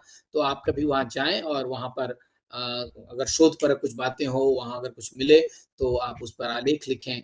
कभी हम लोग भी मुंबई आएँ तो हम लोग चलें, और टाइम्स ऑफ इंडिया के उस बिल्डिंग पर चलें, जहाँ से पहला प्रसारण शुरू हुआ था, जो भारत के लिए एक गौरवशाली, वैभवशाली याद हो सकता है। उसके बाद 1924 में मद्रास प्रेसिडेंसी रेडियो, 27 में आईबीसी की स्थापना हुई जो बंद हो गई। फिर बाद में 1930 में भारत सरकार, उस समय का जो ब्रिटिश सरकार है, उसने अपने हाथ में उसको ले लिया और उसका नाम रखा गया इंडियन स्टेट ब्रॉडकास्टिंग सर्विस। इसके लिए बीबीसी से एक ऑफिसर को लाया गया जिनका नाम था लियोनेल फिल्डन। लियोनेल फिल्डन ने आईएसबीएस को, इंडियन स्टेट ब्रॉडकास्टिंग सर्विस, जब वो प्रोनाउंस करते थे, बोलते थे, तो उनको लगता था कि ये कितना अजीब सा नाम है, तो वो चाहते थे कि कुछ छोटा नाम हो और वो लगातार इस दिशा में काम कर रहे थे। तभी एक दिन उनकी मुलाकात वायसराय से हुई। उस समय जो तत्कालीन वायसराय थे लॉर्ड लिन लिथगो इनका नाम है। तो उन्होंने उनसे चर्चा हुई। उन्होंने कहा कि सर ये नाम बहुत डिफिकल्ट है, मैं इसको छोटा करना चाहता हूँ। फिर उनसे चर्चा हुई और बाद में उसका नाम दिया गया ऑल इंडिया रेडियो। और ऑल इंडिया रेडियो जो 1936 में इसको हमने स्वीकार कर लिया। 8 जून 1926 को आईएसबीएस का नाम बदलकर ऑल इंडिया रेडियो पड़ा। तो ये एक छोटा-सा दौर था। 1947 में हमारे देश में, जब तक हमारे देश में 9 स्टेशन थे, जिसमें दिल्ली, मुंबई, कोलकाता, मद्रास, तिरुचिरापल्ली, लखनऊ, लाहौर, पेशावर और ढाका स्थापित किए गए 9 चैनल थे। देश का जब विभाजन हुआ तो 6 चैनल हमारे देश में रहे, जिसमें दिल्ली, मुंबई, कलकत्ता, मद्रास, तिरुचिरापल्ली, लखनऊ और 3 स्टेशन पाकिस्तान को मिला, जिसमें लाहौर, पेशावर और ढाका। ढाका जो बांग्लादेश में है। और उस समय हमारे देश में मात्र 2.75 लाख रेडियो सेट थे, जो अब करोड़ों की संख्या में है। सर जैसा आपको बता रहे थे कि 1974 में वो पहली बार गया और 1969 में वो एक तिलकारी कार्यक्रम में गए थे। तब रेडियो किसी के घर में होना अपने आप में बड़ी बात थी, क्योंकि उसके लिए लाइसेंस लेना पड़ता था। बाद में बहुत सारी चीज़ें परिवर्तित हुई, तो हम उस पे नहीं जाएँगे, क्विकली हम आ जाएँगे। अभी वर्तमान में जो भारत सरकार का जो ये ministry of information and broadcasting का वेबसाइट है, वहाँ पर ये सूचना है कि अभी वर्तमान में भारत सरकार द्वारा 1495 ऑपरेशनल रेडियो स्टेशंस हैं, जिनमें से 591 जो एफएम के ट्रांसमीटर्स हैं और मीडियम वेव के ट्रांसमीटर हैं, आकाशवाणी के नाम से जाने जाते हैं। 388 निजी एफएम स्टेशंस हैं। आप सभी जानते हैं कि एफएम स्टेशंस में कई स्टेशंस का नाम आप सब जानेंगे। आगे भी हम इसकी चर्चा करेंगे, जिसमें रेडियो मिर्ची और रेड एफएम और सारे हैं। और 522 कम्युनिटी रेडियो स्टेशन की स्थापना हुई है और वो ब्रॉडकास्ट हो रहा है। यद्यपि जो कम्युनिटी रेडियो के लिए जो कहा गया था, हम शायद उसका पालन नहीं कर पा रहे हैं, हम उसकी भी चर्चा आगे करेंगे। देश भर में लगभग 470 प्रसारण केंद्र मतलब ट्रांसमीटर्स हैं। स्टेशंस और ट्रांसमीटर दोनों अलग-अलग चीज़ होता है। स्टेशन में हम प्रोग्राम प्रोड्यूस करते हैं और उस प्रोग्राम को स्टूडियो से हम ट्रांसमीटर को भेजते हैं। ट्रांसमीटर में ट्रांसपोर्ट से सिग्नल भेजे जाते हैं और फिर उस सिग्नल को आप रेडियो में कैच करते हैं, उस फ्रीक्वेंसी पर अपने को मॉनिटर करते हैं, फिर आपको वो सुनाई देता है। ऑफ़िशियल रिकॉर्ड ये बताता है कि 92% जो भूभाग है भारत का, हम उसको कवर कर चुके हैं, हम वहाँ तक पहुँचते हैं और जनसंख्या का 99.19% हम कवर कर चुके हैं, हम उन तक पहुँचते हैं। प्रसारण आकाशवाणी का जो प्रसारण है वो भारत के 22 भाषाओं में और 179 बोलियों में प्रसारित होता है। जी, आप सभी जानते हैं, जैसा कि आकाशवाणी वाराणसी है, तो यहाँ की जो भाषा है वो भोजपुरी है। भोजपुरी, मगही, मैथिली, अंगिका, बज्जिका। और अगर राजस्थान की बात करें तो राजस्थान की जो बोलियाँ हैं उसके बारे में माननीय प्रोफ़ेसर भानावत सर आपको बता पाएँगे, या फिर अलग-अलग प्रदेश की अलग-अलग बोलियाँ हैं, उसमें भी आकाशवाणी का प्रसारण है, क्योंकि आकाशवाणी का उद्देश्य ही था बहुजन हिताय, बहुजन सुखाय। और इसीलिए हमने ये कहा कि दुनिया की जितनी संस्कृति है, दुनिया भर में आकाशवाणी तो हमने नाम दिया है। दुनिया में जो और दूसरे जहाँ रेडियो का प्रसारण होता है, उनका उद्देश्य यही था, inform, educate and entertain. Bharat में भी यही लक्ष्य है कि हम लोगों को सूचित करें, लोगों को सही सूचना दें, लोगों का सही मनोरंजन करें और उनको शिक्षित भी करें। एक समय जैसा कि सर ने कहा कि विद्यालय में जब वो जाते थे, तो विद्यालय का प्रसारण होता था, यद्यपि अब विद्यालय प्रसारण कई वर्षों से बंद है, पिछले 10 वर्षों से, क्योंकि वो इतना इंटरैक्टिव नहीं हो रहा था। शिक्षक और विद्यार्थियों में वो समन्वय नहीं हो पाता था। वो स्टूडियो तो आते थे, लेकिन कार्यक्रम के प्रसारण की गुणवत्ता इतनी अच्छी नहीं थी कि वो उसको सस्टेन किया जाए, तो इसलिए उसको रोक दिया गया है। लेकिन ये एक महत्वपूर्ण कार्यक्रम था। तो वो जो शिक्षा के क्षेत्र में एक महत्वपूर्ण योगदान था आकाशवाणी का। जैसा कि हम सभी चर्चा कर रहे थे और सर ने भी बताया कि आकाशवाणी ऑल इंडिया रेडियो का नाम आकाशवाणी हुआ। 1956 में हमने इसको आत्मसात किया। इसकी भी एक कहानी है। आकाशवाणी जो शब्द है, पहली बार कहते हैं कि महाभारत में उसकी चर्चा हुई है। क्योंकि जब कंस अपनी बहन को विदा कर रहे थे, सभी आप उस कहानी को जानते हैं, तब कहते हैं कि आकाशवाणी हुई। आकाशवाणी माने आकाश से एक आवाज़ आई, ध्वनि आई और उन्होंने कहा कि जिसके विदाई पर तुम इतने प्रसन्न हो रहे हो, उसी की 8वीं संतान के कारण तुम्हारी हत्या होगी, तुम्हारा वध होगा, तुम्हारी मृत्यु होगी। तो ये शब्द पहली बार वहाँ से आया।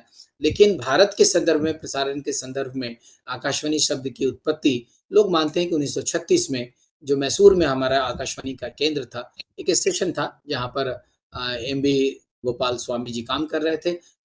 वो उसके निदेशक भी थे, तो ये शब्द उन्होंने दिया। लेकिन कई लोगों का मानना है कि इस आकाशवाणी का नाम गुरुदेव रवींद्रनाथ ठाकुर ने दिया। जब वो पहली बार आकाशवाणी केंद्र गए, वहाँ उन्होंने कविता पढ़ी और उस कविता में आकाशवाणी शब्द का पहली बार उन्होंने प्रयोग किया था। कविता बहुत ही अच्छी है, अगर कभी समय मिले तो वो कविता मैं आपको प्रेषित कर दूँगा, आप पढ़िएगा। उसमें कई बार उन्होंने आकाशवाणी शब्द की चर्चा की है, उपयोग किया है और वो ये कह रहे हैं कि ये जो हमारी खुशियाँ हैं, वो आकाश से आती हैं, हम तक पहुँचती है और हम खुश होते हैं। तो ऐसा ही कुछ उनकी कविता का सारांश है। बाद में 1956 में भारत सरकार ने ऑल इंडिया रेडियो का नाम आकाशवाणी कर दिया और उसके बाद जैसा कि सर ने कहा, माननीय प्रोफ़ेसर भानावत सर ने कहा कि पूरे भारतवर्ष में इसको लेके बहुत चर्चा हुई, विरोध हुए, प्रदर्शन हुए, फिर सरकार ने दोनों रखा, आकाशवाणी भी रखा और ऑल इंडिया रेडियो भी रखा।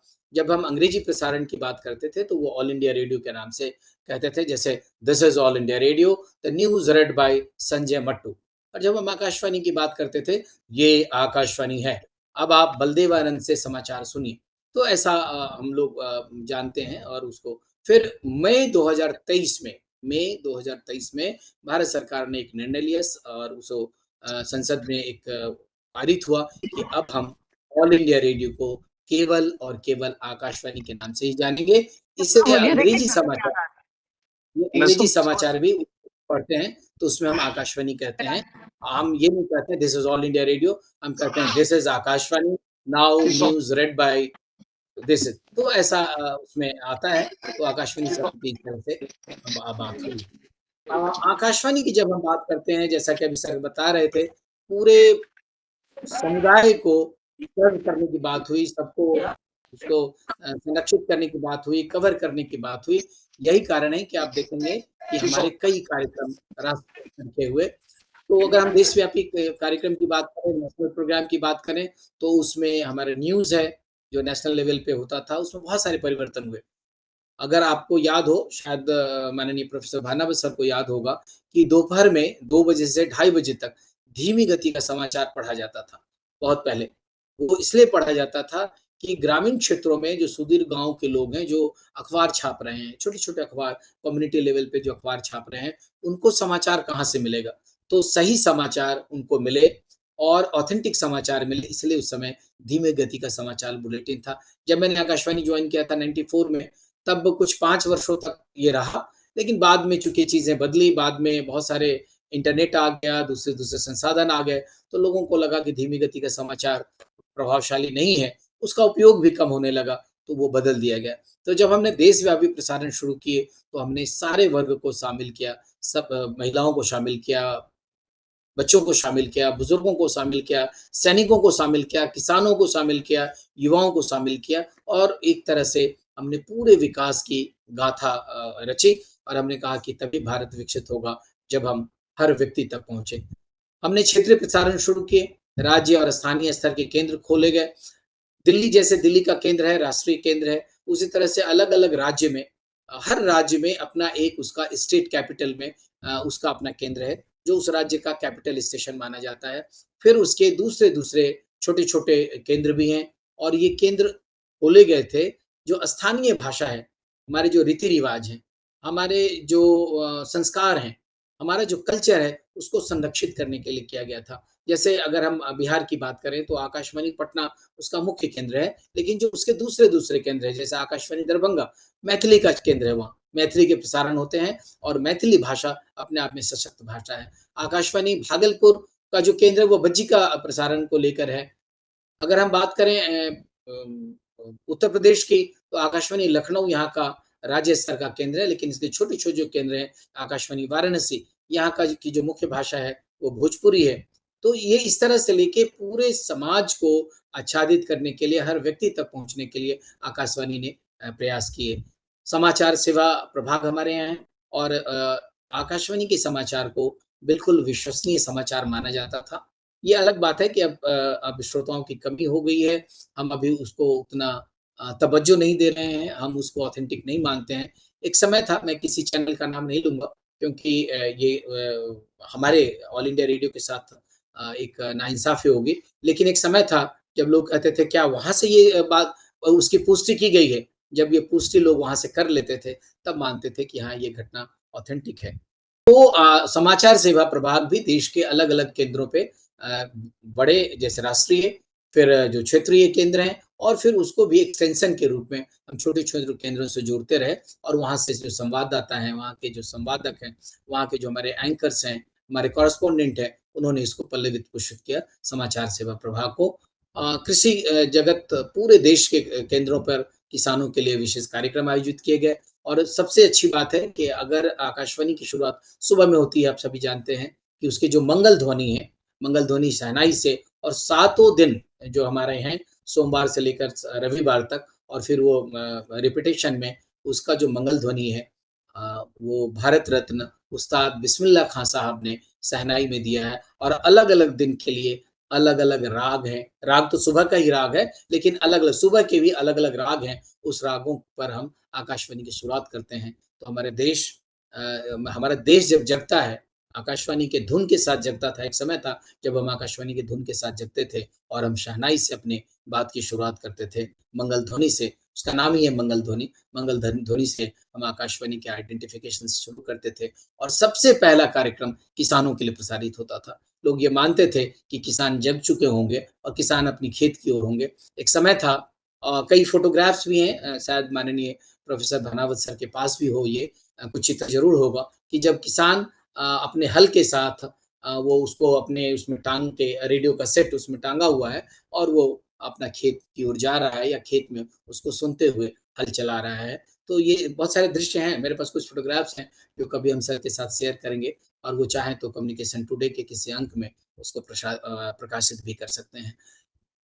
तो पूरे देश को हमने कवर किया, युवाओं को उसके बाद युवानी कार्यक्रम की शुरुआत जैसा कि हमने शुरू में ही कहा, हमारे देश में जब संजय गांधी युवा नेता थे, वो चाहते थे कि युवाओं की आवाज़ सुनी जाए, तो उस समय युवानी कार्यक्रम की शुरुआत हुई और हर केंद्र से 45 मिनट का कार्यक्रम शाम के समय में इसलिए शुरू हुआ, जैसे किसान का कार्यक्रम हमने कहा कि अर्ली मॉर्निंग शुरू हो जाता था, युवाओं के लिए कार्यक्रम शाम में शुरू हुआ। शाम में इसलिए कि युवा जब अपने घर को लौटें अपने महाविद्यालय से, अपने विश्वविद्यालय से, तो शाम में वो रेडियो के पास बैठें और अपने बारे में, समाज के बारे में, राष्ट्र के बारे में, समुदाय के बारे में कुछ सीखें।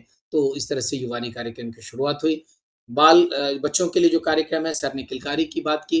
देश के सभी केंद्रों पर बच्चों के लिए कार्यक्रम शुरू हुआ और ये कार्यक्रम प्रायः रविवार को प्रसारित किया जाता था और रविवार को प्रसारित इसलिए होता था कि बच्चों की छुट्टियाँ होती थी और 1 घंटे का कार्यक्रम होता था। उसमें बच्चों के बारे में नई-नई जानकारी दी जाती थी और उनको बताया जाता था कि अभी क्या-क्या अनुसंधान हो रहे हैं और भी चीज़ें और हम उनकी भी अभिव्यक्ति सुनते थे बच्चों की। जैसा सर ने कहा कि वो किलकारी कार्यक्रम में जाके अपनी प्रस्तुति देते थे। तो स्थानीय बच्चों को एक मौका मिलता था कि वो अपनी कविता, वो अपना संस्मरण अगर वो कहीं यात्रा से लौटे तो अपना संस्मरण, अपनी बातें रखें आकाशवाणी को। उसके बाद हमने उर्दू सेवा की शुरुआत की जिसमें विशेष भाषाई सेवा आरंभ हुई और उर्दू के साथ-साथ दूसरे क्षेत्रों की भाषाएँ भी, दूसरे स्थानीय भाषाओं को भी प्रश्रय मिला और हमने उसका प्रसारण शुरू किए। विदेश सेवा के लिए हमने प्रसारण किया। हमने आपको बताया कि ये सारे प्रसारण एसडब्ल्यू शॉर्ट वेव पर उपलब्ध होते हैं। हमारा सिग्नल आयोनोस्फीयर में जाता है, वहाँ से टकराकर उस पार्टिकुलर क्षेत्र में उन लोगों को सुनाई देता है। बीबीसी भी आप उसी एसडब्ल्यू के माध्यम से सुन पाते हैं। तो आकाशवाणी प्रसारण का जब आप एक एक लंबा इतिहास देखेंगे। और मेरे साथ भी एक बहुत इंटरेस्टिंग बात है। मैंने आकाशवाणी में जॉइन किया, लेकिन बहुत पहले मेरे यहाँ एक शिक्षक थे, अभी मैं उनको प्रणाम करता हूँ, हमारे बीच नहीं है, मोहम्मद अख्तर साहब। वो मेरे दादाजी के मित्र थे और मुझे ट्यूशन पढ़ाने के लिए आते थे। उनका मेरे घर आना और शाम के समय आते थे। हमारी पढ़ाई-लिखाई तो होती थी, लेकिन मेरा खेल बाधित होता था। मैं नहीं चाहता था कि वो हमारे यहाँ आएँ। और सर को याद होगा कि उन दिनों ये बात है 1984 1983 की, 2 इन 1 का इजाद हो चुका था। 2 इन 1, और मेरे घर में एक 2 इन 1 था जो संतोष एक रेडियो का ब्रांड होता था, उसने प्रोड्यूस किया था। उसमें कैसेट भी था, आप उसमें कैसेट चला के गीत सुन सकते थे, रेडियो भी सुन सकते थे। तो वो तब मैं नहीं जानता था कि मैं आकाशवाणी में एक दिन काम करूँगा और मुझे बोलने का मौका मिलेगा। लेकिन बस मैंने एक दिन एक न्यूज़ रिकॉर्ड किया और उसमें और भी कुछ हमने खबर पढ़ी, ये आकाशवाणी है, अब आप बलदेवानंद से समाचार सुनिए। 1-2 समाचार हमने पढ़े और फिर बाद में हमने पढ़ दिया कि हमारे प्राप्त सूचना के अनुसार रेलवे कर्मचारी मोहम्मद अख्तर अपने कार्यालय में चोरी करते हुए पकड़े गए हैं और उनको पुलिस तलाश रही है। ऐसा करके हमने एक न्यूज़ उसमें पढ़ के और भी 1-2 न्यूज़ पढ़ के हमने कहा कि जब सर आ जाएँ, मैंने अपनी बहन से कहा कि जब सर आ जाए तो तुम इसको ऑन कर देना। तो ऑन जब हुआ तो वो सुनने लगे न्यूज़, सुनने में उनका नाम आ गया और फिर वो समझ गए कि ये बदमाशी है इन सबों की भी, और मेरी खूब पिटाई हुई। कुछ महीनों तक वो नहीं आए हमारे यहाँ, लेकिन बाद में दादाजी के कहने पे वो आए। लेकिन मुझे तब पता नहीं था कि आज जो मैं शरारत कर रहा हूँ, आज मैं जो ये बोल रहा हूँ, कल शायद मुझे ही मौका मिलेगा। और 1994 में मुझे आकाशवाणी में काम करने का मौका मिला और तब हमने न जाने कितने कार्यक्रम प्रोड्यूस किए। और आपको सर को जान के ये खुशी होगी कि I was one of the most competent editor. तब जो एडिटिंग होता था वो अलग-अलग 3 पुल पे होता था और वो इट वाज़ वेरी डिफ़िकल्ट, लेकिन हमने वो भी प्रसारण किए। हमने देश के लिए कमेंट्री भी किए हैं। आकाशवाणी से हमने माननीय प्रधानमंत्री की यात्रा का आँखों देखा भी हाल प्रसारित किया है। आँखों देखा हाल हमारे देश में एक बहुत कार्यक्रम महत्वपूर्ण कार्यक्रम रहा है, जिसमें कि हम गणतंत्र दिवस, स्वतंत्रता दिवस आदि का प्रसारण करते रहे हैं। तो ये हमारे देश का प्रसारण है। अभी हाल में जब आपने देखा कि हमारे यहाँ जगन्नाथ जी की यात्रा हुई, रथ यात्रा, उसको भी हमने उसका भी आँखों देखा हाल हमने किया। हमारे यहाँ अलग-अलग कार्यक्रम होते हैं, जैसे बिहार से छठ का प्रसारण आकाशवाणी के द्वारा होता है। हमने उसका भी, जब मैं आकाशवाणी पटना में था, तो हमने उसका आँखों देखा हाल प्रसारित किया। और I was the first broadcaster दुनिया में, भारतवर्ष में, जिन्होंने मोबाइल के माध्यम से ब्रॉडकास्ट किया था, क्योंकि उस दिन हमारे यहाँ टेलीफ़ोन कनेक्टिविटी नहीं थी और क्योंकि हम पेमेंट नहीं कर पा रहे थे। संडे का दिन था, आप जानते हैं कि आकाशवाणी में पेमेंट के बिना या दूरसंचार वाले को चेक नहीं मिला, उन्होंने कहा नहीं, हम आपको कनेक्शन नहीं दे पाएँगे। तो हमारे डायरेक्टर निराश थे ना, और सोच रहे थे क्या करूँ? तभी मैंने कहा, तब वो आ गया था हमारे यहाँ, मोबाइल आ गया था। हमने कहा सर हम लोग कोशिश कर सकते हैं मोबाइल से प्रसारण करने के लिए, और फिर हमने मोबाइल से कमेंट्री की। हमने डायरेक्ट अपने स्टूडियो के नंबर पे डायल किया और फिर वो कमेंट्री हुई। यद्यपि वो बहुत रिस्क वाला था, हमारे निदेशक नहीं मान रहे थे, लेकिन हमने उनको एश्योर किया, क्योंकि लाइव प्रसारण में आपके पास डिस्कनेक्ट होने के लिए बहुत आवश्यक है कि आप डिस्कनेक्ट हो जाएँ। क्योंकि पटना आकाशवाणी की ही एक घटना थी, जब एक बाल प्रसारण में एक बच्चे ने, क्योंकि तब लाइव होता था, रिकॉर्डेड नहीं होता था, एक बच्चा ने कहते-कहते ये कह दिया था, गली-गली में शोर है, मैं उनका नाम नहीं लूँगा, और वो फलाने व्यक्ति चोर हैं। ऐसा करके वो बाल प्रसारण में आ गया था, क्योंकि लाइव था। तो वो एक रिस्क हमने लिया था मोबाइल से प्रसारण करने का, वो सफल रहा। बाद में अब तो मोबाइल से प्रसारण आम बात है आकाशवाणी के लिए। तो ये हमने एक संक्षेप में आपको बात की। थोड़ी-सी चर्चा और हम क्विकली कर दें आपको। एफ़एम की बात जब हुई, तो एफ़एम की जो शुरुआत हुई, एडविन हावर्ड आर्मस्ट्रांग ने 1933 में ही कर दी थी, लेकिन बाद में 1990 के दशक में हमारे यहाँ ये प्रसारण शुरू हुआ था। जो इसके लिए जब ग्लोबलाइज़ेशन की बात हुई, लेकिन 1977 में, 23 जुलाई 1977 में चेन्नई से प्रयोग के रूप में ये कार्यक्रम आरंभ हुआ एफ़एम के बारे में। और आप सभी जानते हैं कि रेडियो मिर्ची, red FM, fever FM, big FM, radio city, सारे चैनल्स हैं जो पूरे देश में अब संचालित हो रहे हैं एफ़एम के नाम पे। थोड़ी-सी बात हम पॉडकास्ट की भी कर लें। पॉडकास्ट पहली बार 2004 में एक बेन हैमर्सले ने इसकी शुरुआत की थी और इसके बाद अलग-अलग जगहों पे ये शुरू हुआ और भारत में भी पॉडकास्ट अब बहुत पॉपुलर हो चुका है। इस बीच में फिर हम यूट्यूब, जैसा कि विषय ही हमारा एफ़एम, पॉडकास्ट, यूट्यूब और फिर आकाशवाणी। तो हम यूट्यूब की बात करें, 2005 में ये क्लैड Hurley Steve Chen, Jawed Karim, ये 3 व्यक्ति हैं जिन्होंने इसकी शुरुआत की थी। और सबसे पहला वीडियो यूट्यूब पे प्रसारित हुआ मी एट द जू 23 अप्रैल 2005 को अपलोड किया गया था और उसको फिर बाद में लोगों ने देखा और 2006 में गूगल ने यूट्यूब को अधिकृत कर लिया। भारत में भी यूट्यूब जब 4G सेवा हमारे यहाँ शुरू हुई तो उस समय हमने इसको आत्मसात किया और फिर अभी हमारे सामने उससे समाचार, education, live streaming, podcast, music, documentary, धार्मिक कार्यक्रम, सरकारी प्रसारण, ये सब के सब चल रहे हैं। अभी एक जो रेडियो का सबसे इम्पोर्टेंट हिस्सा हमारे सामने आया है, वो है डीआरएम के रूप में, डिजिटल रेडियो मॉड्यूल उसको बोलते हैं। और ये अभी प्रसारण हमारे देश में आरंभ नहीं हुआ है। इस पे हमने काम करना शुरू कर दिया है और ये एक बहुत ही प्रभावशाली कार्यक्रम प्रभावशाली प्रसारण है और इसमें हम सिग्नल को एन्कोडिंग करते हैं और इसको एनालॉग को हम डिजिटल में कन्वर्ट करते हैं। ये एक प्रक्रिया है, टेक्निकल प्रक्रिया है और इसको करके हम रेडियो सिग्नल को बहुत दूर तक ले जा सकते हैं, क्लैरिटी के साथ सुन सकते हैं। इस पे काम हो रहा है, एक्सपेरिमेंट हो चुके हैं, लेकिन इसके लिए हमें अलग रेडियो सेट की आवश्यकता है।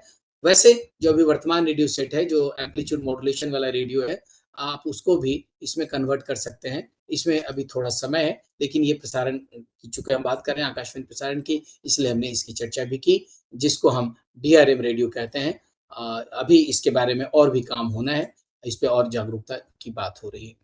इतनी लंबी यात्रा के बाद जब हम आज पहुँच चुके हैं यहाँ, जहाँ हमारे सामने एफ़एम है, जहाँ पॉडकास्ट है, जहाँ हमारे पास यूट्यूब है, जिसकी चर्चा सर कर रहे थे कि आप यूट्यूब के माध्यम से कहीं भी, कभी भी रेडियो सुन सकते हैं।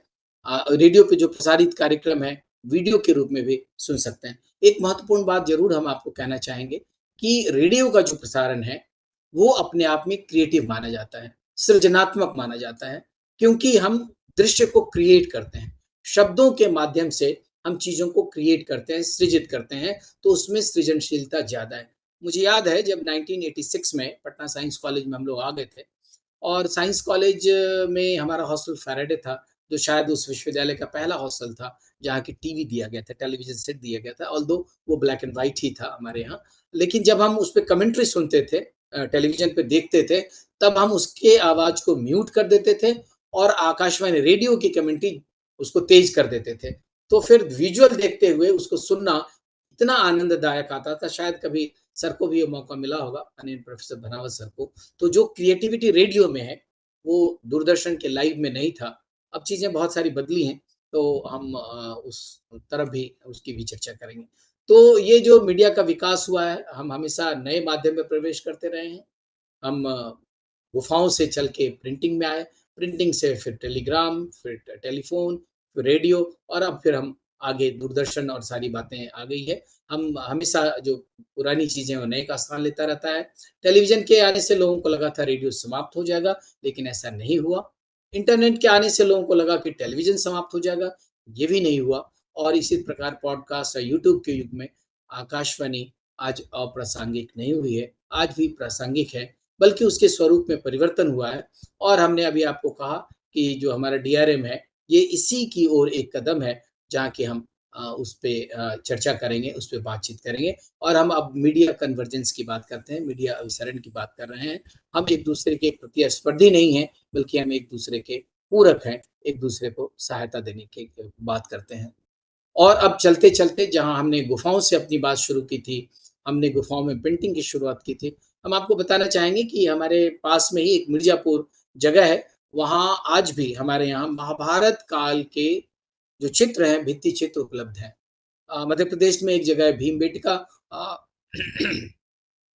वहाँ भी गुफ़ाएँ हैं और गुफ़ाओं में कहा जाता है कि वो महाभारत कालीन चित्र हैं, जो हमारे पूर्वजों ने उकेरा था, वो आज भी संरक्षित है। मिर्ज़ापुर में भी अभी हाल में ही हम लोग वहाँ गए थे, जहाँ की कहा जाता है कि महाभारत काल के वो दृश्य उकरे हुए हैं।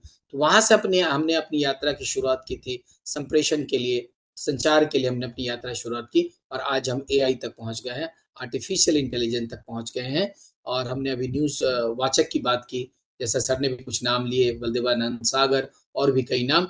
आज हमारे यहाँ एआई स्टूडियो में बैठकर हमारा जो एआई बंदा है, एआई से जो क्रिएटेड वो आप कह सकते हैं कि वो व्यक्ति है, आज वो समाचार पढ़ने की स्थिति में है। दूरदर्शन पर कई प्रयोग हो चुके हैं। आकाशवाणी में यद्यपि अभी ये शुरू नहीं हुआ है, लेकिन हम एआई का प्रयोग आकाशवाणी में कर रहे हैं, करना हमने शुरू कर दिया है क्योंकि ये समय की माँग है। उसमें हम क्या कर रहे हैं, हम स्वचालित समाचार लेखन कर रहे हैं, डाटा को लेते हैं और फिर एआई के माध्यम से हम उस पे समाचार लिख रहे हैं। लेकिन हम पूरे अभी मेरी बात हो रही थी, मैंने जब सर से मेरी जब बात हुई 4 दिन पहले हुई कि आपको इस पे कुछ आपको इस विषय पे बातचीत करनी है, तो मैंने आकाशवाणी के दिल्ली केंद्र पर बात की। हमारे कई मित्र वहाँ पर हैं।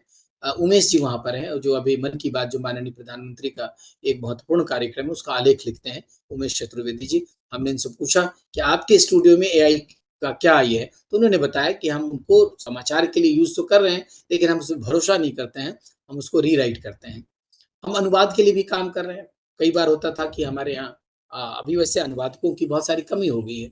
हमारे आकाशवाणी में सबसे बड़ा चैलेंज पिछले कुछ वर्षों में 2 दशक में जो नियुक्तियाँ नहीं हुई है, जिसके बारे में सर कह रहे थे कि आकाशवाणी के जो अधिकारी हैं, आकाशवाणी के जो कर्मचारी हैं, वो हताशा के शिकार हुए हैं क्योंकि उनके प्रमोशंस नहीं हुए। जब मैं 94 में आकाशवाणी जॉइन किया तो काफ़ी लंबे समय तक हम लोगों का कोई प्रमोशन नहीं हुआ और जब मेरा प्रमोशन हुआ तब तक मैं तेजपुर के लिए चयनित हो चुका था, तेजपुर के विश्वविद्यालय के लिए। तो निश्चित रूप से हताशा के दौर में भी सृजनशीलता है, वो काम हो रहा है और हमें निराश होने की आवश्यकता नहीं है। तो जब मैं कह रहा था बहुभाषा भाषी जो अनुवाद पहले अनुवादक हर केंद्र में अनुवादक होते थे, उर्दू के अनुवादक होते थे, दूसरी भाषाओं के जिसकी बहुत कमी हो गई है। उसकी पूर्ति के लिए अभी हम एआई का प्रयोग कर रहे हैं। वॉइस सिंथेसिस एक बहुत महत्वपूर्ण है, जो क्षेत्रीय भाषाओं में जो प्राकृतिक ध्वनि आप सभी जान रहे हैं कि अभी जिस तरह से एआई का यूज़ हमने किया है, हम नाम नहीं लेंगे, लेकिन हम अपने बड़े-बड़े राजनेताओं की आवाज़ के में भी हम उसको यूज़ कर रहे हैं। इसको हम यूज़ नहीं, इसको मिसयूज़ कहेंगे और ये एक तरह से अन्याय है।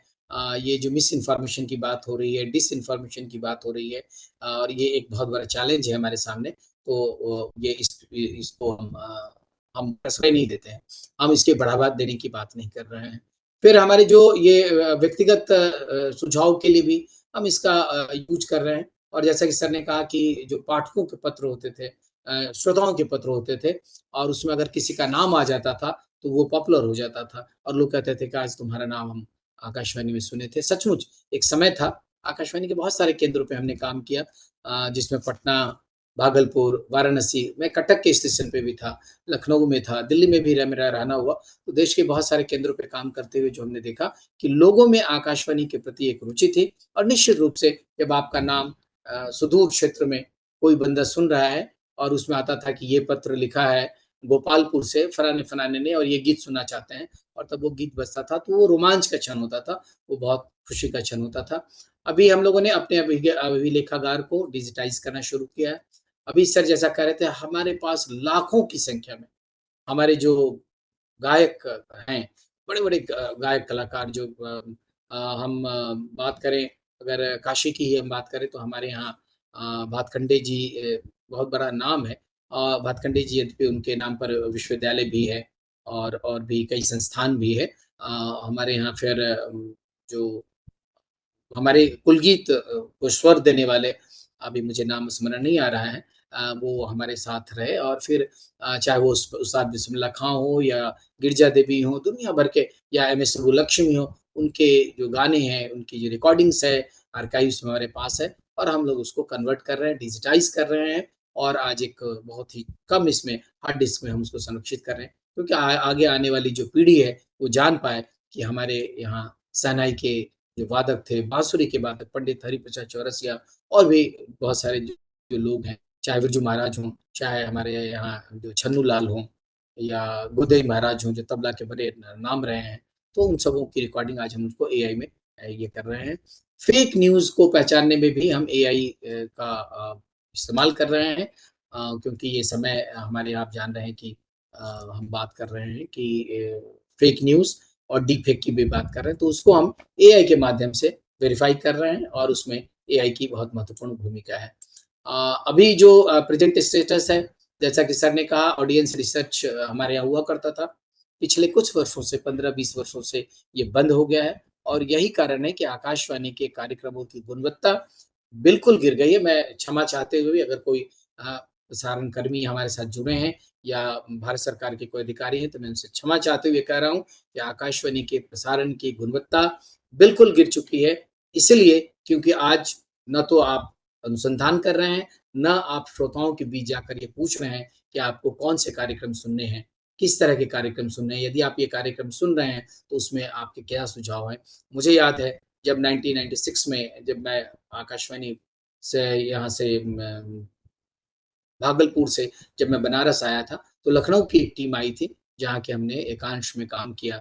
हमने सर्वे किया था और कम से कम 1 से 1,500 लोगों के बीच में, श्रोताओं के बीच में अलग-अलग जगहों पे जाके हमने ये पूछा कि आकाशवाणी वाराणसी का कार्यक्रम, आप कौन-सा कार्यक्रम सुनते हैं?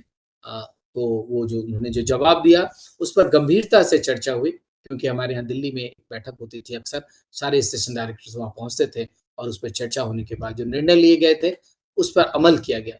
आज ऐसा कोई एकांश नहीं है, अगर एकांश है भी, तो शायद कोई काम नहीं हो रहा है, वहाँ लोग बैठ के सिर्फ वेतन ले रहे हैं। क्योंकि मुझे लग रहा है कि अगर गुणवत्ता को बढ़ाना है, तो हमें श्रोताओं के बीच जाना होगा, युवाओं के बीच जाना होगा, नए पाठकों के बीच जाना होगा और उनसे पाठकों क्षमा करेंगे, श्रोताओं के बीच जाना होगा और वो पूछना होगा कि आप क्या सुनना चाहते हैं। एक समय था जब हमारे यहाँ नेशनल प्रोग्राम ऑफ ड्रामा प्रसारित होता था, national programme of features Hindi में होता था। ये कार्यक्रम बुधवार को होता था। वार्ताओं का अखिल भारतीय कार्यक्रम मंडे को, सोमवार को 9:30 में होता था। अभी भी होते हैं, लेकिन जो गुणवत्ता है, जो समय की माँग है, उस पर हम खरे नहीं उतर रहे हैं।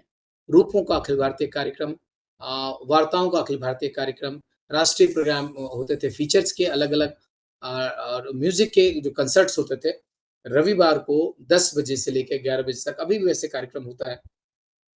जो म्यूजिक के कंसर्ट्स होते थे, उसकी रिकॉर्डिंग आकाशवाणी के स्टूडियो से प्रसारित होते थे। आज पूरे देश में कंसर्ट्स बंद हो चुके हैं। अभी वैसे पिछले 1-2 वर्षों में कहीं-कहीं कंसर्ट की शुरुआत हुई है, लेकिन एक समय था जब कंसर्ट्स आकाशवाणी का एक बहुत महत्वपूर्ण हिस्सा होता था। जो लोक कलाकार हैं उनको गाँव में ले जाया जाता था और गाँव में जब वो देखते थे, जैसे शारदा सिन्हा एक बहुत बड़ी नाम है। शारदा सिन्हा बिहार की लोक गायिका रही हैं, उन्हें पद्मश्री और पद्म विभूषण भी दिया गया। वो मैथिली की बहुत अच्छी गायिका रही हैं। जब हम कंसर्ट्स में उनको लेके जाते थे, तो वहाँ की महिलाएँ, उस गाँव की महिलाएँ नज़दीक से आके मुझे याद है जब मैं एक बार मधुबनी में कार्यक्रम कर रहा था और कंसर्ट्स को मैं आई वाज़ कोऑर्डिनेटिंग, तो कई महिलाएँ आके शारदा जी को छू के देख रही थी कि ये वही महिला है, ये वही शारदा सिन्हा है, जो रेडियो पे गाती हैं। उनके लिए वो एक बहुत मतलब मैं क्या बताऊँ, उनके लिए एक वो एक अजीब-सा दृश्य था मेरे लिए भी, क्योंकि वो छू के देख रही थीं कि अच्छा यही वही शारदा सिन्हा है। तो वो दौर भी रहा है आकाशवाणी का। आज जब हम 21वीं सदी की बात कर रहे हैं, युवाओं की बात कर रहे हैं, जेन ज़ी की बात कर रहे हैं, हम बहुत सारे चुनौतियों को देख रहे हैं हमारे सामने। तो कुछ चुनौतियाँ जो है, जो सबसे प्रमुख है, वो है युवा श्रोताओं की बिल्कुल कमी हो गई है। हमारे जो नई पीढ़ी के युवा श्रोता हैं, वो यूट्यूब, इंस्टाग्राम और पॉडकास्ट की ओर अधिक आकर्षित हैं। और आकर्षित इसलिए भी हैं क्योंकि वहाँ समय का बंधन नहीं है, क्योंकि रेडियो को कहा जाता था कि रेडियो जो है वो लीनियर मीडियम है, एक रेखीय है, समाचार शुरू हुआ, खत्म हो गया। लेकिन अब वो एक रेखीय नहीं रहा, क्योंकि आप उसको रिकॉर्ड करके भी सुन सकते हैं। सर ने जैसा कहा ऐप के बारे में, न्यूज़ ऑन एआईआर, आप किसी भी समय, कहीं भी, किसी भी देश या किसी भी राज्य का कोई भी केंद्र आप सुन सकते हैं। आप चाहे वो समाचार हिंदी में हो, उर्दू में हो, चाहे किसी भाषा में हो, उसको सुन सकते हैं। लेकिन फिर भी युवाओं में इसमें बहुत रुचि में कमी आई है। व्यावसायिक प्रतिस्पर्धा बढ़ा है। हम चर्चा भी कर रहे थे कि एक ही केंद्र पे जैसे आकाशवाणी वाराणसी है, आज आकाशवाणी वाराणसी के खाते में एडवर्टाइज़िंग बहुत कम उनको मिलता है, एडवर्टाइज़मेंट बल्कि ना के बराबर, जबकि यहीं आकाशवाणी वाराणसी के परिक्षेत्र में ही जो हमारा रेड एफएम है या और जो दूसरा चैनल है, उसको विज्ञापन मिलता है। आखिर क्यों? क्योंकि उसके जो कार्यक्रम होते हैं रोचक होते हैं। सर ने ये कहा कि भाषा के मामले में जो आकाशवाणी है, उसका अपना एक प्रतिमान था। हम उसके इतर नहीं जाते थे, आज भी नहीं जाते हैं। भाषा जो है, जिसको हमारे विद्वानों ने, हमारे शिक्षकों ने, हमारे प्रसारकों ने निर्धारित किया है, हम आज भी उसी भाषा का प्रयोग करते हैं। हम इंग्लिश की बात नहीं करते हैं। अगर हम हिंदी की बात करते हैं तो सिर्फ़ हिंदी, अंग्रेजी का प्रसारण है तो अंग्रेजी प्रसारण, लेकिन ये मानक टूटे हैं एफ़एम को लेकर। एफ़एम में हमारे ये मानक बदले हैं और यही कारण है कि भाषा ही समस्या उत्पन्न हुई है।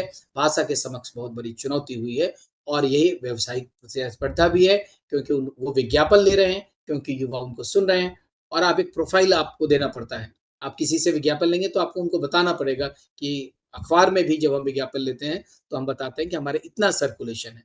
रेडियो भी ये करता है, एफएम चैनल्स भी करते हैं, और एफएम चैनल आज हम हमसे आगे जा रहा है।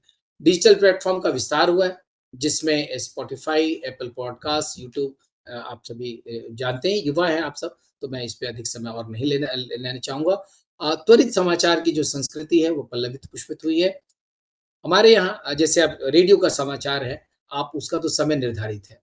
सुबह 8 बजे समाचार प्रभात 8 बजे ही आएगा, और फिर आपको दिन में भी समाचार आते हैं, लेकिन फिर शाम में आपको 8:45 में समाचार आएगा। लेकिन आज हम इंस्टेंट चाहते हैं। हम चाहते हैं, जैसे अभी पिछले दिनों जो दिल्ली की घटना हुई, दिल्ली में जो जंतर-मंतर और भी बहुत सारे देश के अन्य अन्य जगहों पे, तो हम इंस्टेंट समाचार चाहते हैं, तुरंत चाहते हैं। तो तुरंत समाचार के लिए जो हमारे यूट्यूब चैनल्स हैं, पॉडकास्ट हैं, वही हमारे लिए सहारा है। क्योंकि आज हमारे पास युवाओं के पास समय नहीं है। एक समय था जब हम अखबार की प्रतीक्षा करते थे अगले दिन तक, रेडियो आ गया तो हम समाचार को उसी शाम में जान जाते थे, उसी शाम में सुन लेते थे। लेकिन अब हम उस शाम की बात नहीं करते हैं, अगले दिन की सुबह तक की प्रतीक्षा नहीं कर पाते हैं। हमें तत्क्षण चाहिए, तुरंत चाहिए, और तुरंत के लिए जो माध्यम है वो यूट्यूब भी हो सकता है या पॉडकास्ट हो सकता है, जिस ओर हमारे युवा प्रेरित हो रहे हैं, आकर्षित हो रहे हैं, और मुझे लगता है कि हम उनको रोक भी नहीं सकते हैं। शायद ये समय की माँग है, क्योंकि ये जो पीढ़ी है वो गति वाली पीढ़ी है, उसकी अपनी गति है, और उस गति को हमें रोकना नहीं चाहिए, क्योंकि अगर हम रोकेंगे तो निश्चित रूप से शायद कुछ और समस्याएँ उत्पन्न हो सकती है। और बस कुछ हमने कोटेशंस ये लिए हैं, मुझे लगता है कि जो हमारे विद्यार्थी हैं, जो मीडिया के, उनको ये सारे कोटेशंस जानने चाहिए। यूनेस्को ने कहा radio is the most universal and accessible medium of communication. BBC charter में ये लिखा है, public service broadcasting exists to inform, educate and entertain. Henry Jenkins ने ये कहा कि media convergence represents a cultural shift in which consumers are encouraged so seek out new information across multiple media platforms. ये इस तरह करके Dennis मैकवेल, जो बहुत बड़े ब्रॉडकास्टर रहे हैं, बहुत बड़े हमारे संचार के नाम है, मैं डेनिस मैकवेल का नाम आप सभी जानते होंगे, उनकी कई किताबें भी हैं। उन्होंने कहा technology changes but the social need for credible communication remains constant. ये बहुत महत्वपूर्ण कोटेशन है। Technology changes but the social need for credible communication remains constant. आज आपाधापी के इस दौर में, जब हम बहुत सारी बातें कर रहे हैं, जब हम एफएम की बात कर रहे हैं, यूट्यूब की बात कर रहे हैं, इंस्टेंट न्यूज़ की बात कर रहे हैं, ये आज भी उतना ही महत्वपूर्ण कोटेशन है जितना बहुत पहले डेनिस मैकवेल साहब ने कहा था। तो इसी नोट पे मैं अपनी बात को यहाँ विराम देता हूँ, और मैंने कोशिश की, और कुछ चीज़ें ज़रूर कहूँगा कि आकाशवाणी प्रसारण की जो गुणवत्ता है उसमें वृद्धि हुई है, क्वालिटी ऑफ ब्रॉडकास्टिंग में वृद्धि हुई है, लेकिन जो कंटेंट के रूप में जो कंटेंट दिया जाना चाहिए युवाओं को, बालकों को, ग्रामीण महिलाओं को, शहरी महिलाओं को, उसमें कमी आई है। मुझे याद है कि विविध भारती पर जो हवा महल एक कार्यक्रम आता था, उसमें नाटक भी होते थे, ढाई कमरे। आप कभी अगर गूगल करें या कहीं मिले तो आप उस नाटक को सुनिए, 1 घंटे का नाटक है। आप 1 मिनट के लिए भी आप अलग नहीं हो पाएँगे। अद्भुत नाटक है वो, और ऐसे बहुत सारे नाटक प्रोड्यूस हुए।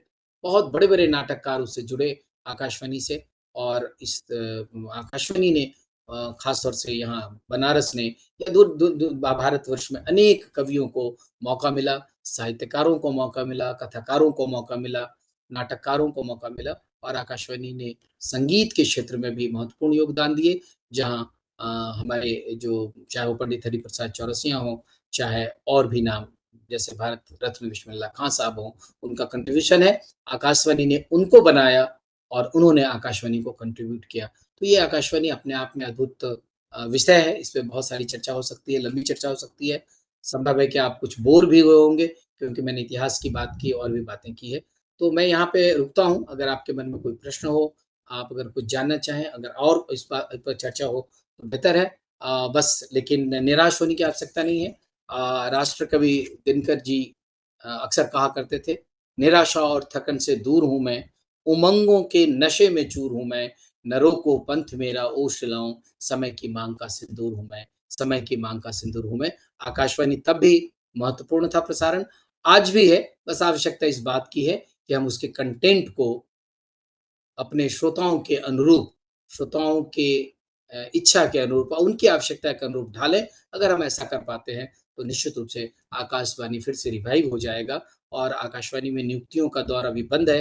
हम चाहेंगे कि अगर कोई प्रसारण कर्मी हमारे साथ हैं, हमारी आवाज़ सुन रहे हैं, मेरी बात सुन रहे हैं, तो इस क्षेत्र में इसमें नियुक्तियों का दौर शुरू हो, अच्छे टैलेंट्स इसमें नियुक्त हों और फिर आकाशवाणी अपने अच्छे भविष्य के साथ आगे बढ़ेगा। आप सबका बहुत-बहुत धन्यवाद। ख़ास तौर से मैं अपने माननीय प्रोफ़ेसर संजीव भानावत सर के प्रति आभार व्यक्त करता हूँ, क्योंकि उन्होंने ये मौका दिया आपसे बातचीत करने का ये एक जी चलिए, बहुत सर। बहुत धन्यवाद बालाजी, आपने बहुत विस्तार से आकाशवाणी के बहुत सारे पक्षों को छुआ है, उन चुनौतियों की बात भी की है। आपके इस पूरी बातचीत में न जाने कितनी स्मृतियां जीवंत हो उठी। जब आप वार्ताओं के अखिल भारतीय कार्यक्रम की बात कर रहे थे, मुझे याद है वो आमंत्रित श्रोताओं के समक्ष रिकॉर्ड होता था, और जब आकाशवाणी जयपुर में होते थे तो हम लोग बाकायदा स्टूडियो में जाते थे और उन जो भी वहाँ विद्वान आते थे उनको सुनने का सौभाग्य मिलता था। और मुझे तो यहाँ तक ध्यान है कि बाद में प्रकाशन भी होता था। वो जो व्याख्यान थे उनका प्रकाशन भी पता नहीं प्रकाश विभाग से होता था या आकाशवाणी से। और आकाशवाणी की एक पत्रिका निकलती थी कितने सालों तक, वो भी धीरे-धीरे बंद हो गई। उसको हमको देश भर में हमको जानकारी मिलती थी। और केवल एक बात करके अपन इस चर्चा को यहाँ समाप्त करेंगे और बाकी प्रश्नोत्तर लेंगे। आकाशवाणी की ये महत्ता थी कि एक बार एक जो आपने किसान कार्यक्रमों की बात की, रेडियो राइस, वो जो बिल्कुल, कार्यक्रम थे किसानों के लिए, उस कार्यक्रम को सुन कर के एक क्षेत्र विशेष में चावल की नई किस्म तैयार की गई। उसका नाम ही रेडियो राइस रखा गया। और जिस आकाशवाणी की बात आपने कंस से जोड़ी, तो हम तो ये कहते हैं कि आकाशवाणी अर्थात जब सूचनाओं के सारे स्रोत बंद हो जाएं, तब आकाशवाणी होती है। कंस यस सर। सब बंद कर दिया ताकि सूचना नहीं मिले कहीं से भी, लेकिन आकाशवाणी हुई है कंस, तुझे मारने वाला जन्म ले चुका है। इसलिए ये महत्ता किसी जमाने में थी। धीरे धीरे समय के प्रवाह में एक दौर था जब आकाशवाणी जयपुर में धर्मपाल मलिक जी डायरेक्टर थे, मैंने उनके साथ खूब काम किया था। और हमने उनके जब 50 वर्ष हुए आकाशवाणी जयपुर को, तो बिरला ऑडिटोरियम में एक कार्यक्रम किया गया।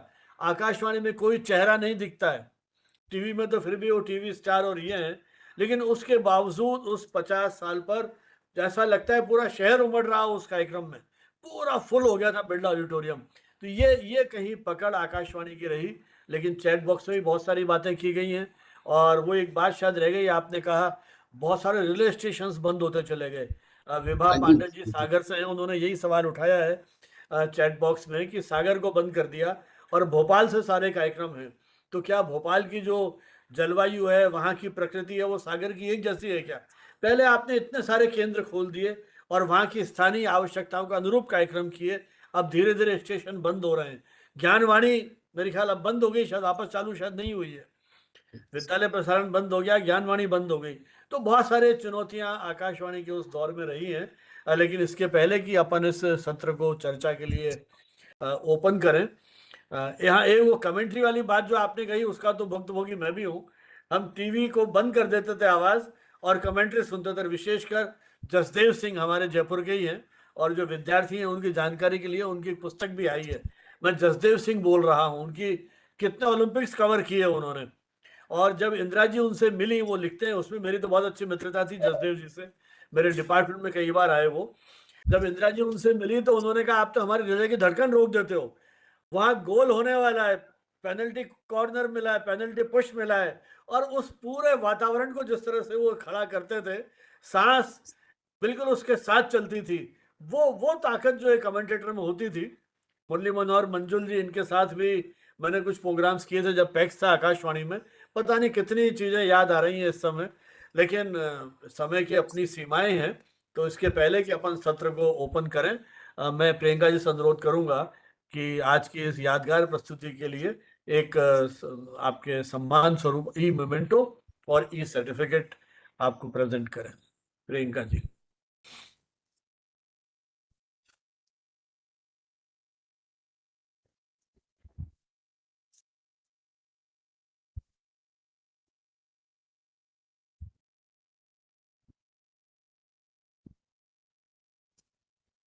तो thank you so much sir, बहुत-बहुत आभार।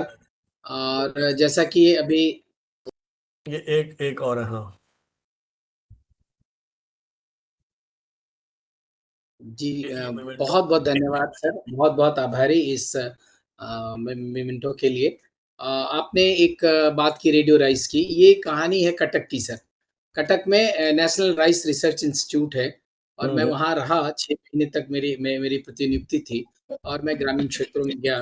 तो उन्होंने एक राइस वो ये किया, उत्पादित किया और उसे रेडियो राइस इसलिए कहा गया कि रेडियो के माध्यम से उसके बारे में किसानों को जानकारी दी गई और किसान इतने प्रभावित हुए कि उस पूरे क्षेत्र में रेडियो आरंभ हुआ। जैसा कह रहे थे कि एलआरएस की बात है, इसको लोकल रिले स्टेशंस कहते थे। मैं आपसे जब चर्चा हो रही थी मेरी, तो उस समय भी हमने आपसे कहा था कि ये हमारे देश का दुर्भाग्य है। मैंने एक बार डीजी को भी पत्र मैंने लिखा क्योंकि मैं आकाशवाणी से जुड़ा रहा हूँ। तो हमारे यहाँ ही जैसे मैं अगर जैसे कि वो सज्जन भोपाल की बात कर रहे थे और यहाँ पे हमारा एक केंद्र है आकाशवाणी वाराणसी के से लगभग 150 किलोमीटर ओबरा है, आकाशवाणी ओबरा। और भी छोटे-छोटे स्टेशन इसलिए स्थापित किए गए थे कि वहाँ की जो भाषा है, स्थानीय भाषा उसको पल्लवित पुष्पित किया जाए। वहाँ के जो कवि हैं, वहाँ के जो कथाकार हैं, जो स्थानीय भाषा के जो कवि, कथाकार, साहित्यकार, लेखक हैं, उनको उनको मौका मिले। लेकिन आज उन केंद्रों को बंद किया जा रहा है और हम सीधे दिल्ली के केंद्र को प्रसारित कर रहे हैं। ये सरकार की नीति गलत है। हमने इसका विरोध भी किया था, हमने लिखित विरोध किया है। माननीय महानिदेशक को हमने पत्र लिखे थे, मिनिस्टर्स को भी लिखे थे और मैं ये निवेदन करूँगा आपके माध्यम से, आपके प्लेटफ़ॉर्म से कि उन सारे केंद्रों को फिर से शुरू माने संचालित किया जाए। अभी दूरदर्शन जो हमारा वाराणसी का दूरदर्शन है, आपको जान के आश्चर्य होगा कि ये एक पूरा फुल फ्लेज स्टेशन था, वो भी बंद कर दिया गया और सिर्फ़ आधे घंटे का एक कार्यक्रम रिकॉर्ड होके लखनऊ को भेजा जाता है और एक फीडर उसको तो ये मेरी समझ में नहीं आ रहा है कि जो हमारे प्रसारण के जो बड़े अधिकारी हैं और शीर्ष पर बैठे अधिकारी हैं, उनको इसकी समझ है भी या नहीं है। और उसका एक कारण ये भी हो सकता है सर, जो मैं मानता हूँ कि पहले जो प्रमोशंस होते थे, जैसे ट्रांसमिशन एग्जीक्यूटिव से प्रमोशन हो गया, प्रोग्राम एग्जीक्यूटिव, फिर असिस्टेंट डायरेक्टर, फिर डायरेक्टर, फिर एडिशनल डीजी, फिर वो डीजी बनते थे। हमारे यहाँ शशिकांत कपूर एक डीजी हुए, वो आप देखेंगे उनके इतिहास में, तो शशिकांत कपूर साहब जो डीजी हुए तो वो लाइब्रेरियन थे सर। लाइब्रेरी से प्रमोट होके वो ट्रांसमिशन एग्जीक्यूटिव बने, एपेक्स बने और फिर वहाँ तक पहुँचे। तो उनको एक यात्रा का पता था। इन इन स्थानों से गुजरते हुए उनको पता चलता था। आज हम सीईओ किसको बना रहे हैं? आईएएस को बना रहे हैं। अन्यथा कोई नहीं लेंगे। आईएएस जो मोस्टली आईएएस हैं, वो ग्रेजुएट हैं। ठीक है, बाद में वो मास्टर्स कर लेते हैं या पीएचडी कर लेते हैं, लेकिन वो ग्रेजुएट व्यक्ति और एक जिनको कि आकाशवाणी का ज्ञान ही नहीं है। जैसे आपके इतने सारे अनुभव हैं, आपने किलकारी से लेकर और फिर आपने प्रसारण कर्मी के रूप में और कमेंटेटर के रूप में आपने काम किया। तो जिस व्यक्ति को आकाशवाणी के कार्यक्रम के स्वरूप की जानकारी ही नहीं है, आप उसको सीईओ बना रहे हैं। मुझे तो ये लगता है कहीं ऐसा तो नहीं है जिस तरह से पूरे देश में निजीकरण की बहार आई हुई है, शायद सरकार पिछले रास्ते से जो ये निजी प्रसारक हैं, इन्हीं को शायद प्रोत्साहित कर रही है। देखिए आप युवाओं के लिए कितना बढ़िया एक था कि आप 6 ड्यूटीज़ या 10 ड्यूटीज़ आकाशवाणी में कीजिए और फिर दूरदर्शन में कर लीजिए। उन्हें क्लब कर दिया। एक्सपर्ट्स के भी अब तो वो इन्होंने मोबाइल पे ऐप बना दिए हैं। हम भी जाएँ यदि तो शायद एक बार मतलब 3 महीने में एक से ज़्यादा ड्यूटी नहीं मिलेगी। पहले आप आकाशवाणी में चले जाते थे, दूरदर्शन में और कई तरह के प्रोग्राम्स करने का मौका मिलता था। तो कई तरह के रेस्ट्रिक्शंस आ गए। आपने बताया रिक्रूटमेंट नहीं हो रहा है, हम सभी लोग देख रहे हैं। तो मुझे लगता है ये एक बहुत बड़ा चैलेंज है। लेकिन एक चीज़ मुझे याद आई, वो आपने कहा कि युवावाणी 45 मिनट से शुरू हुआ था। मेरे को जो जानकारी, क्योंकि मेरी तो एंट्री युवावाणी से ही हुई है, 74 की जो बात कर रहा हूँ, उसमें जी। कोई राष्ट्रीय युवा नेता नहीं था। ये आकाशवाणी की मेरे ख्याल अपनी खुद की ही प्लानिंग थी और 1 घंटे का युवावाणी होता था। बाद में फिर आपके जब 5 मिनट का बुलेटिन हुआ, तो 5:05 पे बुलेटिन आया, उसके बाद युवावाणी शुरू होता था और 6 बजे खत्म होता था। अब इसको, जैसी मेरी जानकारी है, आधे घंटे का कर दिया गया है। बीच में ग्रामीण युवाओं के लिए आधा घंटा देते थे, अब वो सब खत्म हो गया और युवावाणी कुल मिला करके, और टाइम भी 5 बजे का, जब युवा खेल के मैदान में होता था तब उनके लिए वो युवावाणी कार्यक्रम था। कितने युवा जुड़ पाए उससे मुझे नहीं पता, वो भी एक रिसर्च का विषय है। लेकिन अपन इसको, और जो हम मित्र कुछ कहना चाहते हो, मेरे ख्याल सुरेंद्र अगाना जी शायद अभी अभी उनको पीएचडी मिली है और आकाशवाणी पे ही उन्होंने काम किया है, तो मेरे ख्याल इनके मन में भी बहुत सारे, और ये तो खुद वहाँ एंकर और अनाउंसर और कई कैपेसिटी में काम कर चुके हैं, तो उनकी जो मतलब व्यथा और पीड़ा है उसको भी हम एक बार सुने। हाँ जी।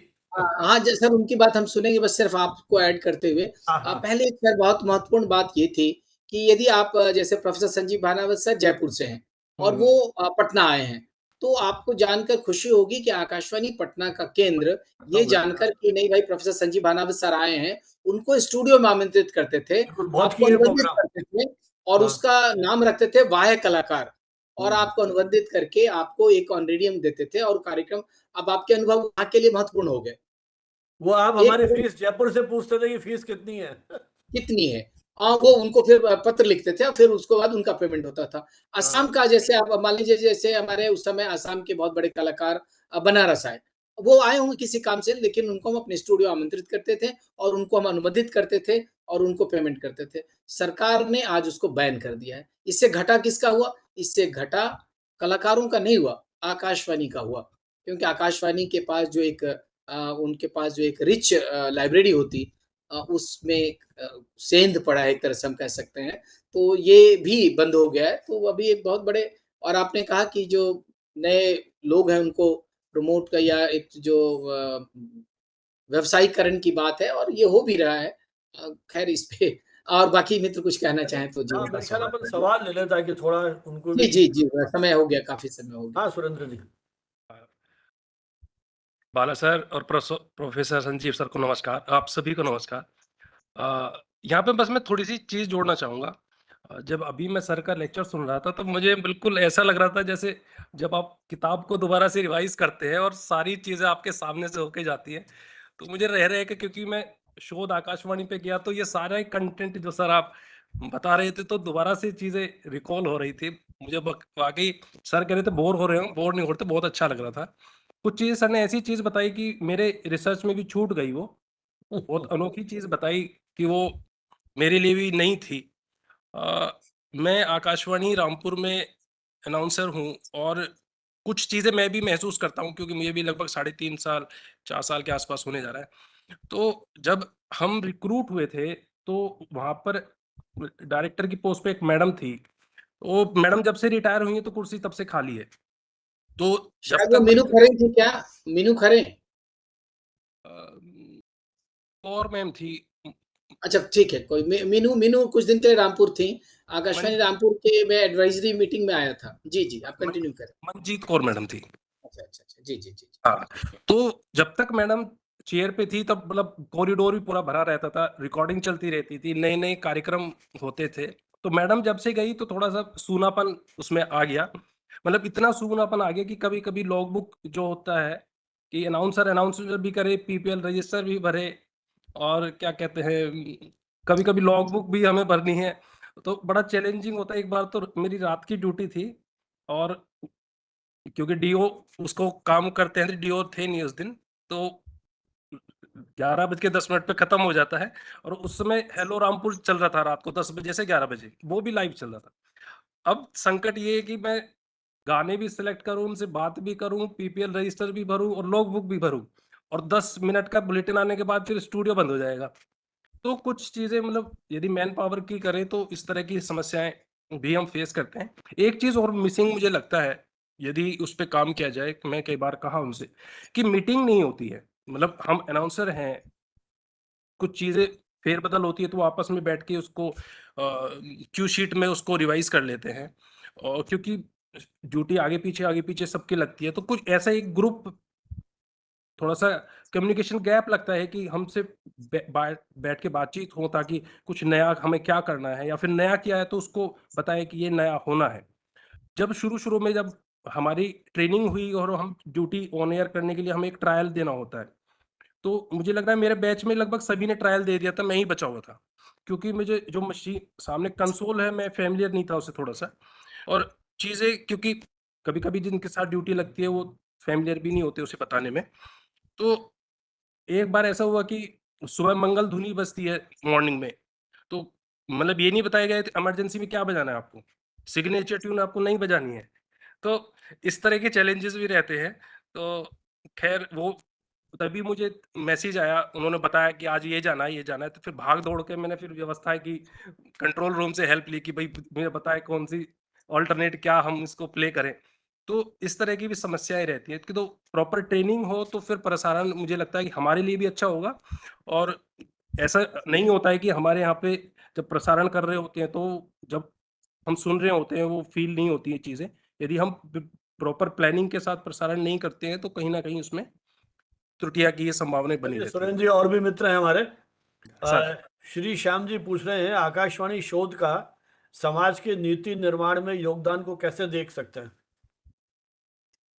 नहीं, निश्चित रूप से देखिए ये प्रश्न बहुत अच्छा है।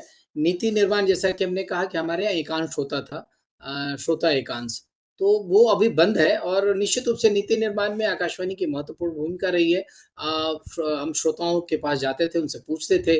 अभी जैसे भारत सरकार की इतनी सारी योजनाएँ लॉन्च हुई है।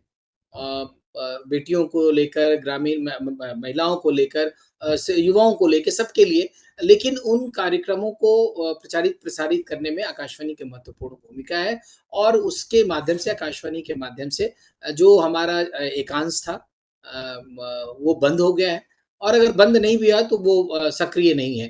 तो अगर वो काम करे तो नीति निर्धारण के क्षेत्र में भी आकाशवाणी की महत्वपूर्ण भूमिका तो है ही है, बस हम उसका उपयोग नहीं कर पा रहे हैं। प्रियंका जी, एक दो सवाल और है शायद चैट बॉक्स में, मेरे ख्याल आप पढ़िए ना उनको।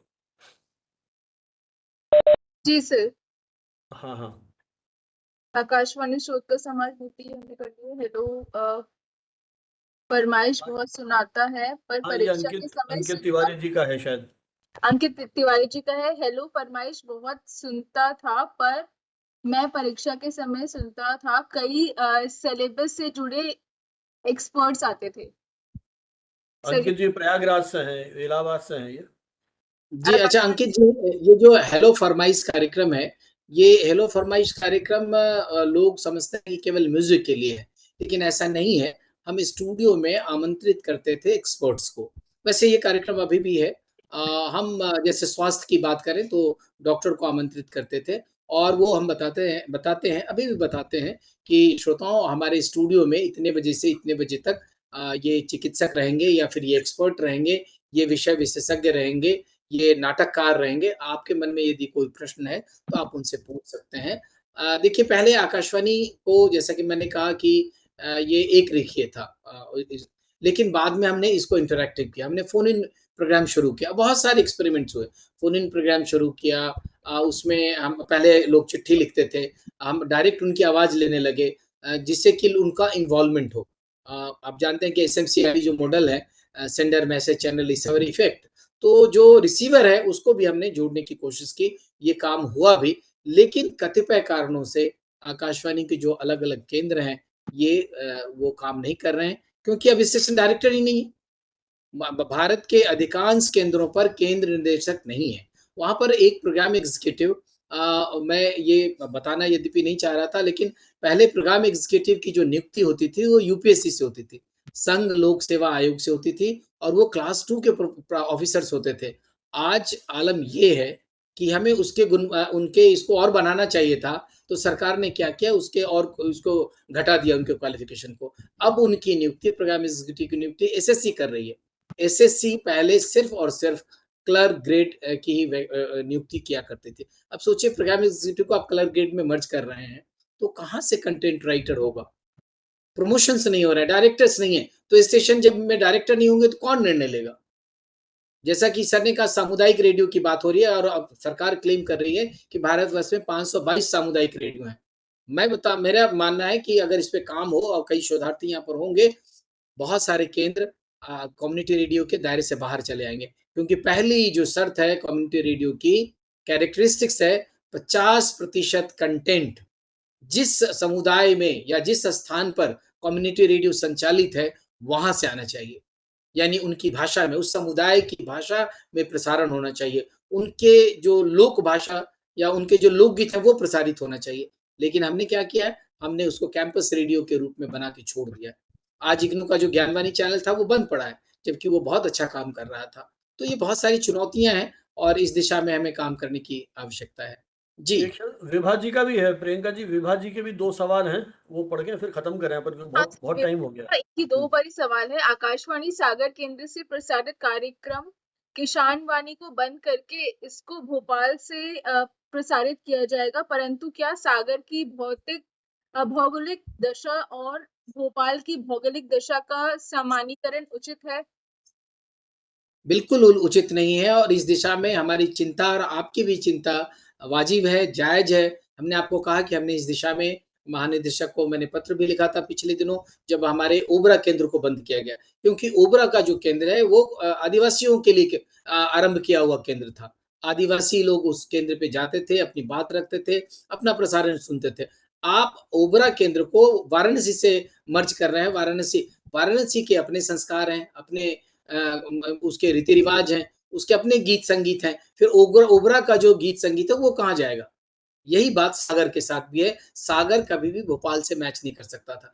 कुछ तो कारण रहा होगा जो सागर केंद्र की स्थापना हुई, अंबिकापुर केंद्र की स्थापना हुई, छोटे-छोटे केंद्र बनाए गए थे क्योंकि वहाँ की जो स्थानीय भाषाएँ हैं, यद्यपि आज भी पीआई में जो आप आईएनबी क्लेम करती है कि हम भारत के 1700 कुछ बोलियों में प्रसारण कर रहे हैं। सिर्फ आप क्लेम कर रहे हैं, आप प्रसारण केंद्रों को बंद कर रहे हैं और यकीन मानिए, आने वाले दिनों में हम एक बहुत ही सांस्कृतिक संकट से गुजरेंगे, क्योंकि संस्कृति का संरक्षण आकाशवाणी ने बहुत समय तक किया है। आकाशवाणी ने वहाँ के लोकगीत को, वहाँ के लोक कथाओं को, वहाँ के लोक संगीत को, वहाँ के साहित्य को समृद्ध किया है, पल्लवित पुष्पित किया है। अगर आप स्थानीय केंद्रों को बंद करेंगे, तो यकीन मानिए कि आप एक संकट की ओर कदम बढ़ा रहे हैं और वो सांस्कृतिक संकट उत्पन्न होगा और आने वाली जो सरकार है, अगर उसको नहीं या जो वर्तमान सरकार है, अगर इस दिशा में काम नहीं करेगी, तो निश्चित रूप से भारत सांस्कृतिक संकट की ओर अग्रसर होगा। ये मेरा मानना है। और क्वेश्चन है, आज श्रोताओं की संख्या की लगातार गिरावट देखने को मिल रही है, तो इस गिरावट को रोकने और आकाशवाणी की प्रभावशीलता को बढ़ाने के लिए हम क्या कर सकते हैं? इस पर थोड़ा प्रकाश डालने की कृपा करें। वैसे आपने बहुत जैसा कि हमने आपको अपनी बात जब हमने की थी तो उसमें हमने कहा कि पहले हमारे यहाँ श्रोता एकांश हुआ करता था, अनुसंधान एकांश होते थे और राज्य के हर जो केंद्र हैं, जो राज्य के केंद्र हैं, जैसे उत्तर प्रदेश का क्या राज्य केंद्र लखनऊ है, बिहार का पटना है और मध्य प्रदेश का भोपाल है। तो यहाँ एक एकांश होता था, जो श्रोताओं के बीच जाकर उनकी जो चाहत है, वो जो चाहते हैं, वो क्या सुनना चाहते हैं, वो कब सुनना चाहते हैं, ये हम इस पर नहीं काम करेंगे, तो ज़बरदस्ती आप किसी को कुछ थोप नहीं सकते हैं। कंटेंट देखिए जो स्विच होता है, हमारे हाथ में होता है। अगर आप हमें और सर मैं आपको बताऊँ कि हमारे यहाँ जो प्रशिक्षण केंद्र थे, जैसे लखनऊ में हमारे क्षेत्रीय प्रशिक्षण केंद्र था, भोपाल में प्रशिक्षण और भी देश के कई जगहों पे था, वो सारे प्रशिक्षण केंद्र लगभग बंद हो गए हैं। अब दिल्ली में केवल एसटीआईपी काम कर रहा है, जिसको हम स्टाफ ट्रेनिंग इंस्टीट्यूट कहते हैं, दिल्ली में किंग्स कैंप के पास में है। अब बताइए पूरे देश के प्रसारकों को अगर वहाँ लाएँगे, तो विविधता कहाँ से आएगी? अगर हम लखनऊ केंद्र पे थे तो जी सर कुछ कह रहे हैं। आपका शायद नेशनल चैनल भी बंद कर दिया है इन्होंने। जी। तो इस तरह से आप अब ये तो लेकिन मुझे ये नहीं लग रहा है कि वहाँ सलाहकार कौन लोग बैठे हैं, जो हमारे आईएनबी में हैं, जो हमारे माननीय मंत्री को सलाह दे रहे हैं या फिर वो इस पर चर्चा होनी चाहिए, गंभीर चर्चा होनी चाहिए। बल्कि हम तो कह रहे हैं कि संसद के सत्र में हमारे अगर कोई सांसद बल्कि जो ये प्रश्न पूछ रही सागर और सागर का जो विलय हो गया है भोपाल से, अगर वो अपने प्रतिनिधि को, अपने सांसद को ये कहें कि वो संसद में इस बात की चर्चा करें, इस पर गंभीर चर्चा की आवश्यकता है। क्योंकि आकाशवाणी किसी सरकार के लिए नहीं, पूरे राष्ट्र के लिए है और आकाशवाणी सांस्कृतिक केंद्र रहा है, संस्कृति का केंद्र रहा है और उसने हमारी संस्कृति को पल्लवित, पुष्पित किया है। तो इसलिए आवश्यकता है चलिए कि जो है वो बालाजी, एक बहुत संक्षिप्त टिप्पणी के लिए सूरज देव जी। जी। सूरज जी सुन रहे हैं आप? सर नमस्कार। समय काफी हो गया है, बहुत सर, संक्षिप्त कोई सवाल हो या हाँ, टिप्पणी एकदम हो। संक्षिप्त में सर कि जो सारी चीजें लगभग कवर हो गई हैं, जो सूचना की चारों तरफ से बम्बार्डिंग है उसमें निश्चित रूप से एक चैलेंज है कि आकाशवाणी को दोबारा से कैसे जीवित रखा जाए, और यही रास्ता दिखाई देता है कि जो किसान, छात्र और जो दूसरे दर्शक, जो श्रोता रहे हैं इनके, उनके बीच में जा करके जब हम फीडबैक लेके दोबारा आएंगे, क्योंकि आकाशवाणी ने खुद को ट्रांसफॉर्म भी बहुत किया है। अब एक क्लिक पे हम उसके तमाम जो है वो प्रसारण को सुन सकते हैं, देख सकते हैं। लेकिन मूल मुद्दा जो सर ने बताया कि जो कंटेंट है और जो मेन श्रोता है, उसके बीच के गैप को थोड़ा सा यदि दूर कर पाएंगे तो मुझे लग रहा है कि दोबारा से हम इसको रिवाइव कर पाएंगे सर। जी जी चलिए, बहुत बहुत धन्यवाद। मेरे ख्याल इसको अब अपने को समाप्त करना चाहिए, इस बार बहुत समय काफी हो गया है। मैं प्रियंका जी से अनुरोध करूंगा, वो वोट ऑफ थैंक्स दें। प्रियंका जी। काफी सारे फैक्ट्स हमने कवर किए, so at the last I would like to give a special thanks to eminent speaker Bala Lakhendra sir. हमने बताया और सर ने हाईलाइट किया कि एफएम एंटरटेनमेंट देता है, पॉडकास्ट ऑन डिमांड है, यूट्यूब विजुअल्स है, लेकिन आकाशवाणी आज भी किसानों को, रूरल एरियाज को, दूर दराज के लोगों को मेन आवाज देता है। मन की बात और किसान वाणी जैसे प्रोग्राम्स ने इसी डिजिटल एरा में भी लाखों लोगों को जोड़कर रखा है। सर ने जिस तरीके से फैक्ट्स एनालिसिस के बारे में बताया, और हमें ये भी समझ में आया कि आकाशवाणी की जो रेलेवेंस है वो कम नहीं हुई है, बस उसने अपनी रोल को चेंज कर लिया है। ट्रस्ट, पब्लिक सर्विस और लोकल कनेक्ट की बात करें तो कहीं ना कहीं आकाशवाणी अभी भी एक मेन और इम्पोर्टेंट रोल प्ले करता है। अगर आकाशवाणी में कोई खबर आती है तो हमें ये पता है कि वो खबर सच है और हमें उसे मान लेना है, ठीक है। तो उसने कहीं ना कहीं अपने रोल को चेंज किया है। At the end I would like to give special thanks to Banawat sir and professor MN Hooda sir for their support and for giving us this platform for information and awareness. Thank you so much, sir. Thanks to all the participants who have been connected with us. So by this, I would like to thanks to everyone. चलिए साहब, हमारी ओर से भी बहुत बहुत धन्यवाद। एक सूचना के साथ कि अपना 227वां जो एपिसोड है वो 7 अगस्त को है, और इसमें मैंने आमंत्रित किया है, मेरी एक पुराने स्टूडेंट है डॉक्टर संदीप पुरोहित, जो इस समय राजस्थान पत्रिका के जोधपुर एडिशन के संपादक हैं।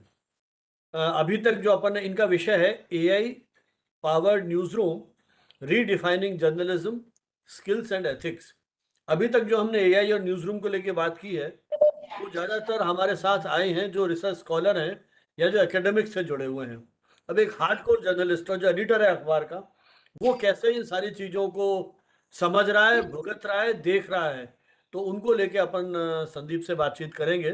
तो 7 अगस्त को शाम को सेम लिंक है और सेम टाइम है अपना। आप सभी से अनुरोध है कि जुड़िएगा, और मुझे लगता है कि एआई के जो चैलेंजेस हैं उनको समझने में बहुत मदद मिलेगी। भाई बालाजी, आपका बहुत बहुत धन्यवाद। कॉन्फ्रेंस की व्यस्तताओं के बीच आपने इतना समय दिया, ये आपका हमारे